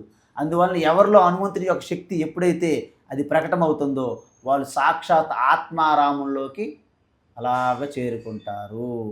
స్వామీజీ, అంటే మీరు చెప్పేది ఏంటంటే గీత పట్టుకుంటే మనుషుల యొక్క రాత మారుతుందంటారు? అయితే ఖచ్చితంగా అందులో ఎటువంటి సందేహం లేదు. ఎందుకంటే ప్రపంచములో ఇంతవరకు ఎంతోమంది మహాత్ములు వారు తత్వాన్ని తెలుసుకొని ఉద్ధరించబడి వాళ్ళ ద్వారా వచ్చినటువంటి అనుభూతులు, వాళ్ళ కేస్ స్టడీస్, వాళ్ళ experiences, Bhagavad Gita is ultimate for మనిషికి. ఒక మనిషికి ఇక మనిషి జీవితంలో అంతకంటే గొప్పది సాధించాలి అని ఉన్నది దానికంటే ఇంకేం లేదు. ఎందుకంటే భగవద్గీతలో ఉన్న తత్వం కంటే ఇంకా గొప్పది ఈ సృష్టిలో లేదు, రెండోది లేదు. అందువలన భగవద్గీత కంటే మించినది ఇంకేమీ లేదు. ఈ భగవద్గీతను మనం విడిచిపెట్టి అనేక గ్రంథాలు, పురాణాల్లో మనం చొరబడి కన్ఫ్యూజ్డ్ గార్డెన్ లాగా మనం లోపలికి వెళ్తున్నాం తప్ప మనం బయటికి వచ్చే మార్గం మనకి తెలియడం లేదు. స్వామీజీ, ఇప్పుడు మీరు చెప్తున్నారు కదా జుట్టు విరబోసుకోకూడదు ఆడవాళ్ళని. మనం ఏదైనా గుడిలోకి వెళ్ళినా లేదా ఇంట్లో మన చిత్రపటాలు, అమ్మవారి చిత్రపటాలు ఏం చూసినా అమ్మవారి జుట్టు అంతా పైనుంచి ఇలా కింద వరకు వేస్తారు చిత్రకారులు. మరి ఇది కేవలం మీరు చెప్పేది మనుషులకైనా వీళ్ళ దేవతలకే వర్తించదా? ఇప్పుడు మీరు మంచి సందేహం అడిగారు. సంశయం ఏంటంటే మనకు దేవీ దేవతలు ఏదైతే మనం ఫోటోలుగా విగ్రహాలుగా ఉన్నాయో అవి సంపూర్ణమైనటువంటి అదే రూపంలో ఈశ్వరుడు ఉంటారని కాదు. అది మనకు ఒక ఆలంబన, ఆధారం, భావన. ఒక భావనతో మనం ఆరంభించడానికి మనకు ఒక సహాయం కావాలి. మన యొక్క నిగ్రహం కుదరడానికి విగ్రహం కావాలి. మన యొక్క మోహం పోవడానికి ఒక మూర్తి కావాలి. కాబట్టి ఈ విధంగా మహాత్ములు ఆయా తత్వాలకు అనుగుణంగా రూపములను దర్శించారు, ఆ రూపములను రూపొందించారు, అవే రూపములు మనకు ఇస్తూ మంత్రాలకు అనుసంధానం చేశారు. కాబట్టి వీటిని అనేక రకమైనటువంటి దేవీ దేవతలు కూడా ఉన్నారు. అంటే ఏమిటి? సృష్టికర్త అంటే సృష్టికర్త బ్రహ్మ, ఆయనకి సృష్టి చెయ్యాలంటే రజోగుణ తత్వానికి ఆయన స్వామిగా ఉండాలి. కాబట్టి ఆయనకి జ్ఞానం అవసరం. కాబట్టి సరస్వతీదేవి జ్ఞానస్వరూపిణి. మరి సృష్టిని పరిపాలన, రక్షణ, పోషించాలి. దానికి సత్వగుణ సంపన్నుడు కావాలి. అంతే సత్వగుణమునకు స్వామిగా విష్ణు ఉన్నారు. మరి విష్ణు యావత్తు సంసారానికి సంచాలకులు, సమస్త సృష్టికి. మరి ఆయనకి ధనం ఉండాలి, ఐశ్వర్యం. ఐశ్వర్య శక్తి లక్ష్మీదేవి. అంటే తన యొక్క చేతి యొక్క శక్తి ఎలాగో చెయ్యి కంటే భిన్నంగా ఉండదో, విష్ణు కంటే అభిన్నంగా కలిసే ఉన్న శక్తి పేరే లక్ష్మీదేవి. బ్రహ్మ కంటే అభిన్నంగా కలిసే ఉండే శక్తి పేరే సరస్వతి. మరి ఈ సృష్టిని తనలోకి లయం చేసుకునేటప్పుడు శక్తి కావాలి. ఆ శక్తి తమోగుణ తత్వమునకు స్వామిగా రుద్రుడు అంటారు. ఆయనకి శక్తి కావాలి, శక్తి దాన్ని మొత్తం లయం చేయడానికి. ఆ శక్తి పేరే దుర్గా. ఈ విధంగా 3 తత్వములకు స్వామిలుగా చెప్పారు. దాని అర్థము రుద్రుడు తత్వగుణము ఉన్నవాడు కాదు, విష్ణు సత్వగుణం ఉన్నవాడని కాదు, బ్రహ్మ రజోగుణవంతుడని కాదు. ఈ 3 గుణములకు అధిపతులు వాళ్ళు. కాబట్టి ఈ విధంగా ఆ గుణములకు అంటే మనిషి స్వభావానికి అనుగుణంగా మనము ఈశ్వరుని పూజిస్తాము, ప్రార్థనలు చేస్తాము. కాబట్టి ఏ ఏ భావనలతో మనము ఈశ్వరుని ఆరాధిస్తే ఆయా భావనల ద్వారా మనకు దర్శనమిస్తారు. ఎందుకు? యద్భావం తద్భవతి. కాబట్టి ఈ విధంగా దేవీ దేవతలలో కూడాను మనకి ఆ గుణం ఆధారంగా మనం దర్శిస్తూ ఉంటాం. అందువలన సౌభాగ్యంగా, ప్రశాంతంగా, కరుణ, దయ, జాలి ఇలాంటి గొప్ప గుణములు ఉంటూ శుభం, మంగళకరం తెలియజేసినటువంటి ఆ దేవత అని ఎవరైతే ఉన్నారో దేవీ దేవత ఎప్పుడు కూడాను ఆభరణములతో అలంకరించుకొని, చీర కట్టుకొని, ఆ యొక్క జుట్టుని విరబూసుకోకుండా జుట్టుని కట్టి అలాగ దేవత ఉన్నప్పుడు అది మంగళకరమైనటువంటి సౌభాగ్యానికి ఒక గుర్తు.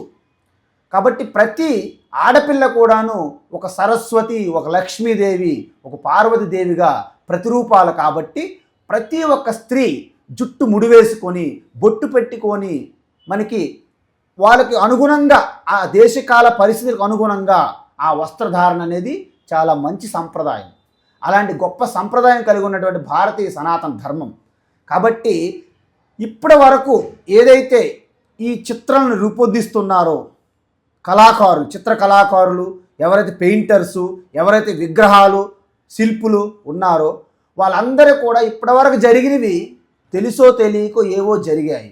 కానీ ఇక మీద నుండి అయినా సరే వాళ్ళందరికీ మన యొక్క విన్నపం ఏమిటంటే, సాక్షాత్తు ఆ దేవి, ఇది సరస్వతి, లక్ష్మి, ఆ పార్వతి, ఆ సీతాదేవి, ఇలా రుక్మిణి, ఇలాంటి ఏవైతే దేవీ దేవతలు విగ్రహాలు, ఫోటోలు, ఆ పెయింటింగ్స్, ఆ చిత్రలేఖనాలు వేస్తున్నారో వాళ్ళందరూ కూడాను ఆ దేవతని చూసిన వెంటనే ఆ యొక్క స్ఫూర్తి మనలో కలగాలి, ఆ ప్రేరణ మనలో కలగాలి. అంటే ఒక దేవి యొక్క రూపం చూసిన వెంటనే మన యొక్క స్త్రీ, మన మహిళ, మన ఆడపడుచు సాక్షాత్తు ఆ దేవిని అనుకరించే విధంగా, అంటే దేవి ఆభరణలు పెట్టుకోవాలి, దేవి ఒక మంచి సంప్రదాయబద్ధంగా వస్త్రధారణ కలిగి ఉండాలి, దేవి కూడాను జుట్టు ముడివేసుకుని ఉండాలి తప్ప జుట్టు విరబోసుకుని ఉండకూడదు. ఎందుకు ఈ మాట అంటున్నానంటే, జుట్టు ఎప్పుడు విరబూసుకుంటారు అని శాస్త్రంలో చెప్పడం జరిగింది. ఎప్పుడైతే కోపాగ్నితో రగిలిపోతారో, ఎప్పుడైతే అన్యాయానికి బలవుతారో, ధర్మం కోసం పోరాటం చేస్తారో, ఆయా సమయములలో దేవి సాక్షాత్తు జుట్టు విరబూసుకొని ఆయుధాలు ధరించి బయటికి యుద్ధానికి వెళ్తారు. కోపాగ్నితో అలిగిపోయినటువంటి వ్యక్తులు, స్త్రీలు కూడాను జుట్టుని విరబోసుకుంటారు. జుట్టు విరబూసుకొని రౌద్రంగా కోపాగ్నితో ఉన్నటువంటి ధర్మ పోరాటం చేస్తున్నడానికి వచ్చినటువంటి శక్తి స్వరూపులు ఎవరైతే ఉన్నారో ఆ కాళికాదేవి కానీ, మహిషాసురి మర్దిని స్వరూపంలో కానీ, అదేవిధంగా మనకి రామాయణంలో అలిగిపోయినటువంటి కోపాగ్నితో ఉన్నటువంటి ఆ కైకమ్మ కానీ, అదేవిధంగా మనకి ద్యూత సభలో అవమానం అన్యాయాలకు గురైనటువంటి ద్రౌపది కానీ, వారు ప్రతిజ్ఞలు ప్రతీకారం కోసం ఆ జుట్టును విరబూశారు. అదేవిధంగా అన్ని సమయములలో కూడాను మనకి వరములు ఆశీర్వాదములు కురిపించే దేవీ దేవతలు ఎప్పుడు కూడా ప్రసన్నంగా ప్రపన్న పారిజాతంగా ప్రేమ శాంతియుతంగా మనకు దర్శనమిచ్చే ఆ దేవతలు ఎప్పుడు కూడాను జుట్టులు కాస్త కట్టి ఆభరణములు ధరించి వస్త్రధారణ చేస్తున్నటువంటి దేవతలు మహిళలకు స్ఫూర్తులు కావాలని, ఆ విధంగా ఇప్పటి నుండి అయినా సరే ఈ చిత్రలేఖనాలు ఎవరైతే చేస్తారో, ఈ శిల్పులు ఎవరైతే ఉన్నారో ఎప్పటి నుండి అయినా సరే ఆ దేవత స్వరూపాన్ని బట్టి ఆ జుట్టుని కూడాను అది విరబూసినట్టు ఉండాలా లేక అది కట్టి ఉంచాలనేది వాళ్ళ యొక్క వివేకంతో చేయాలని మనం చేసుకుంటున్నాం. స్వామీజీ, శ్రీకృష్ణుడితో అర్జునుడు నేను యుద్ధం చేయలేను అంటాడు, కానీ శ్రీకృష్ణుడు యుద్ధం చెయ్యి అని ప్రేరేపిస్తాడు కదా. అసలు యుద్ధమే లేకుండా ఈ కౌరవుల్ని పాండవుల్ని ఒక మాయ అంటే ఆల్రెడీ కృష్ణుడు దేవుడు కాబట్టి వాళ్ళందరి యొక్క మనసులు మార్చి ఒక అన్నదమ్ముల్లాగా ఎందుకు చేయలేకపోయాడు కృష్ణుడు? ఇది చాలా ఉత్తమమైన ప్రశ్న. నేను మీకు ఒక విషయం చెప్పాను. ప్రతి ప్రాణిలోనూ ఆత్మస్వరూపమే ఉన్నది, జిరాక్స్ కాపీగా ప్రతిబింబంగా. అందువలన ప్రతి ఒక్క ప్రాణిలోనూ ఆత్మస్వరూపం ఉండడం వలన ఆత్మ స్వాభావికంగా సంపూర్ణ స్వేచ్ఛ కలిగి ఉంటుంది. అందువలన తను ఆత్మస్వరూపం అయినప్పటికీ తనకు తానుగా శ్రద్ధ కలిగి తన స్వరూపతత్వం వైపు అడుగులు వేయకపోతే సాక్షాత్ ఈశ్వరుడు కూడా వారిని మార్చలేరు. ఎందుకంటే ఆత్మస్వరూపం స్వేచ్ఛ స్వాతంత్ర్యంగా ఉంటుంది కాబట్టి. అందుకోసము దుర్యోధనుని కూడాను సాయశక్తుల సామదాన భేద అన్నీ ప్రయోగించారు. విదురుడు చెప్పాడు, భీష్ముడు చెప్పాడు, ద్రోణుడు చెప్పాడు, సనత్కుమారు చెప్పాడు, ఈవెన్ నారద మహర్షి చెప్పాడు, కృష్ణుడు చెప్పాడు, సాక్షాత్ కృష్ణ పరమాత్మ రాయబారిగా వచ్చారు. ఆఖరికి 5 గ్రామములు అడిగారు, కుదరదన్నారు. ఒక్క గ్రామంలో 5 ఇళ్ళు అడిగారు, కుదరదన్నారు. ఒక ఇంట్లో 5 గదులు అడిగారు, కుదరదన్నారు. ఒక గదిలో ఒక హాలు 5 కుర్చీలు అడిగారు, కుదరదన్నారు. అంటే ఎట్టి పరిస్థితుల్లో కూడాను ఇక సామదాన భేద విఫలమైనప్పుడు దండ అనేది అల్టిమేట్ అంతిమ ధర్మస్థాపనకి ఏకైక అస్త్రము శస్త్రము కాబట్టి అక్కడ యుద్ధం అనేది వ్యక్తిగతంగా కుటుంబాల మధ్య కాదు. అప్పటికే అధర్మం అనేది పెచ్చు మీరిపోయింది, ప్రాబల్యం పెరిగింది, ధర్మం అనేది బలహీనమైనది.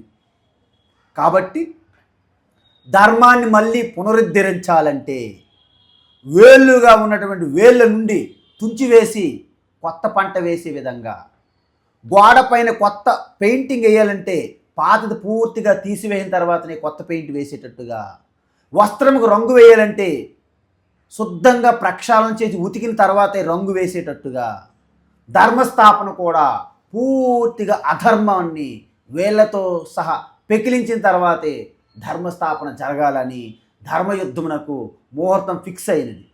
కాబట్టి అర్జునుడు కేవలము నిమిత్త మాత్రుడు. అదేవిధంగా కృష్ణ పరమాత్మ మాయ ద్వారా వ్యక్తులను సంహరించగలడు. కానీ ఈశ్వరుని అవతారం ఏంటంటే పూర్తిగా ఈ యొక్క సమస్త మానవాళికి ఏ వేద జ్ఞానమైతే మధ్యలో కనుమరుగైపోయినదో దాన్ని మళ్ళీ పునరుద్ధరించడమే శ్రీకృష్ణ అవతారం యొక్క ముఖ్య ప్రయోజనం. కాబట్టి భగవద్గీత జ్ఞానాన్ని మళ్ళీ సమస్త మానవాళికి మార్గదర్శనంగా ఇవ్వాలని కర్తవ్యంగా ఉన్నది. కాబట్టి ఆ శాశ్వతమైన పరిష్కారం అంటే మానవ జీవితంలో సంసారం నుండి బయటపడాలంటే ఆ యొక్క శాశ్వతమైనటువంటి పరిష్కారం ఏదైతే ఉందో ఆత్మజ్ఞానము, బ్రహ్మ విద్య. ఆ బ్రహ్మ విద్య భగవద్గీత అది ఒక యోగ్యుడైనటువంటి ఒక శిష్యుడి ద్వారా అందిస్తే అది సమస్త మానవాళి పాటిస్తారు. ఎందుకంటే శ్రేష్ఠ పురుషులు ఏదైతే పాటిస్తారో లోకమంతా అనుకరిస్తుంది. శ్రేష్ఠ వ్యక్తులు ఎవరైతే నియమాలు విధిస్తారో మిగతా సమాజమంతా ఆమోదిస్తారు, పాటిస్తారు, అనుకరిస్తారు. యద్యదాచరతి శ్రేష్ఠ తత్తదేవేతరో జనః సయత్ ప్రమాణం కురుతే లోకస్తదను వర్తతే అన్నారనమాట.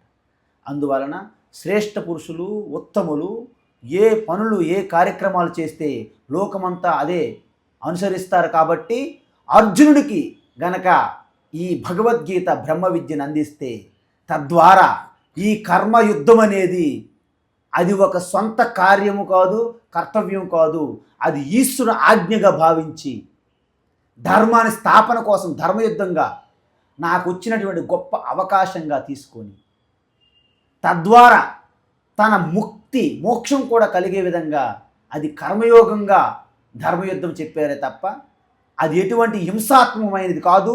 అది వాస్తవానికి మనలో కూడా ఈ ధర్మంకు అధర్మమునకు, ఈ దైవీ సంపత్తికి ఆసురి సంపత్తికి నిత్య నిరంతరము ఆంతరంగిక యుద్ధం జరుగుతూ ఉన్నది. అందుకే మీ యొక్క మంచి కుశలమైనటువంటి వివేక బుద్ధి ఎవరు? అర్జునుడిగా ఉన్నారు. దానికి వెనక ఉన్నటువంటి పరమాత్మ శక్తిగా కృష్ణుడు ఉన్నారు. అందుకే ఆ రెండు కలిసినప్పుడే యత్ర యోగేశ్వర కృష్ణో యత్ర పార్థో ధనుర్ధరః తత్ర శ్రీ విజయో భూతిర్ ధ్రువాని తిర్మతిర్మమ అన్నారు. కాబట్టి శ్రీకృష్ణుడి యొక్క అన్ని విధి విధానములు అన్నీ పరిశీలించిన తరువాత ఈ శిశుపాలునికి, ఈ దుర్యోధనునికి ధర్మం వైపు పరివర్తనం చేయడం వీలు పడని పరిస్థితులలో వారిని పూర్తిగా నిర్మూలించడమే ధర్మస్థాపన. అది వారికి దయ అవుతున్నది. ఎందుకంటే మరిన్ని అపరాధములు చేయకుండా అడ్డుకోవడం కూడాను ఆ దుర్యోధనునికి, శిశుపాలునికి మేలు జరిగినట్లే. స్వామీజీ, మానవుడే మాధవుడు అవుతారని ఇందాక మీరు ఒక సందర్భంలో చెప్పారు. అంటే మీలోనూ దేవుడు ఉన్నాడు, నాలోనూ దేవుడు ఉన్నాడు, ప్రతి జీవిలో దేవుడు ఉంటాడు. అటువంటప్పుడు కృష్ణుడి కాలంలోనే సేమ్ కృష్ణుడిలాగానే ఒక ఆయన సింగారించుకుని నెమల పింఛం పెట్టుకుని పౌండ్రక వాసుదేవ, నేనే కృష్ణుడు అంటూ తిరిగాడు. పౌండ్రక వాసుదేవ. మరి ఆయన కృష్ణుడి స్థాయిని ఎందుకు అందుకోలేకపోయాడు? ఇప్పుడు నేను మాధవుడిని, మానవుడే మాధవుడు ఎప్పుడు అవుతారంటే మాధవుడిలో ఏ ఆత్మస్వరూపం ఉన్నదో మనలో కూడా అదే ఆత్మస్వరూపం ఉన్నది. అంటే ఆత్మస్వరూపంగా మనము మాధవ ఒక్కటే. కానీ మనకున్నటువంటి ఈ అంతఃకరణ బుద్ధి మనస్సు ఏదైతే ఉందో ఆ మనస్సు బుద్ధి, మీకున్నటువంటి మనస్సు బుద్ధి మాధవుడిలో ఉన్నటువంటి మాయాతత్వంతో కూడిన మనస్సు బుద్ధికి భేదం ఉన్నది. మరి మీ మనస్సు బుద్ధి ప్రక్షాళన చేసి పవిత్రం చేసినప్పుడు అది కూడా మాధవుడి యొక్క మనస్సు బుద్ధిగా సమాన స్థాయి పొందినప్పుడు నువ్వు మాధవుడితో నువ్వు ప్రకటించకుండానే మాధవుడిగా మార్పు చెందుతావు. అలా మార్చుకోకుండా మనం కేవలం బయట వేషము ద్వారా మాధవుడిగా నేను ప్రయత్నిస్తే ఎలా ఉంటుందంటే, ఒక ఊర్లో అంటే బట్టలు ఉతికేవారు, వారి దగ్గర ఒక గాడిద ఉన్నది. గాడిదకి దానా పెట్టడానికి కష్టమవుతున్నది. అయితే ఒకరోజు బయట చనిపోయినటువంటి ఒక పులి చర్మము దొరికినది. ఆ చర్మం తీసుకొచ్చి గాడిద పైన కప్పి రాత్రిపూట పంట పొలాలలో వదిలేసేవారు. రైతులు వచ్చి చూసి ఇది పులి అని భ్రాంతులై దాన్ని విడిచిపెట్టేవారు. అలా కొన్ని రోజులు గడిచిన తరువాత ఈ ఋతువులు మారినప్పుడు పక్క విలేజ్ నుండి, గ్రామం నుండి వేరే గాడిద వచ్చింది. వచ్చినప్పుడు గాడిద అరుపులు అరిసినది. పులి చర్మంలో ఉన్న ఈ గాడిద కూడా దానిలాగే అరవడం మొదలుపెట్టింది. రైతులు ఈ అరుపులు విని ఇది నిజమైన పులి కాదు, పులి వేషములో ఉన్న గాడిదే అని వెళ్ళి ఆ గాడిదని చంపేశారు. అదేవిధంగా పౌండ్రక వాసుదేవ అనేవాడు వేషధారంలోనే కృష్ణ వాసుదేవ తప్ప వాస్తవంగా స్వరూపంగా వాసుదేవుడు కాదు. కాబట్టి వాసుదేవ తత్వాన్ని పొందలేదు. వాసుదేవ తత్వం పొందడం అంటే బయట కనిపించే వేషం కాదు, ఎక్కడికి బయటికి రానటువంటి సుఖ బ్రహ్మ సాక్షాత్ వాసుదేవ.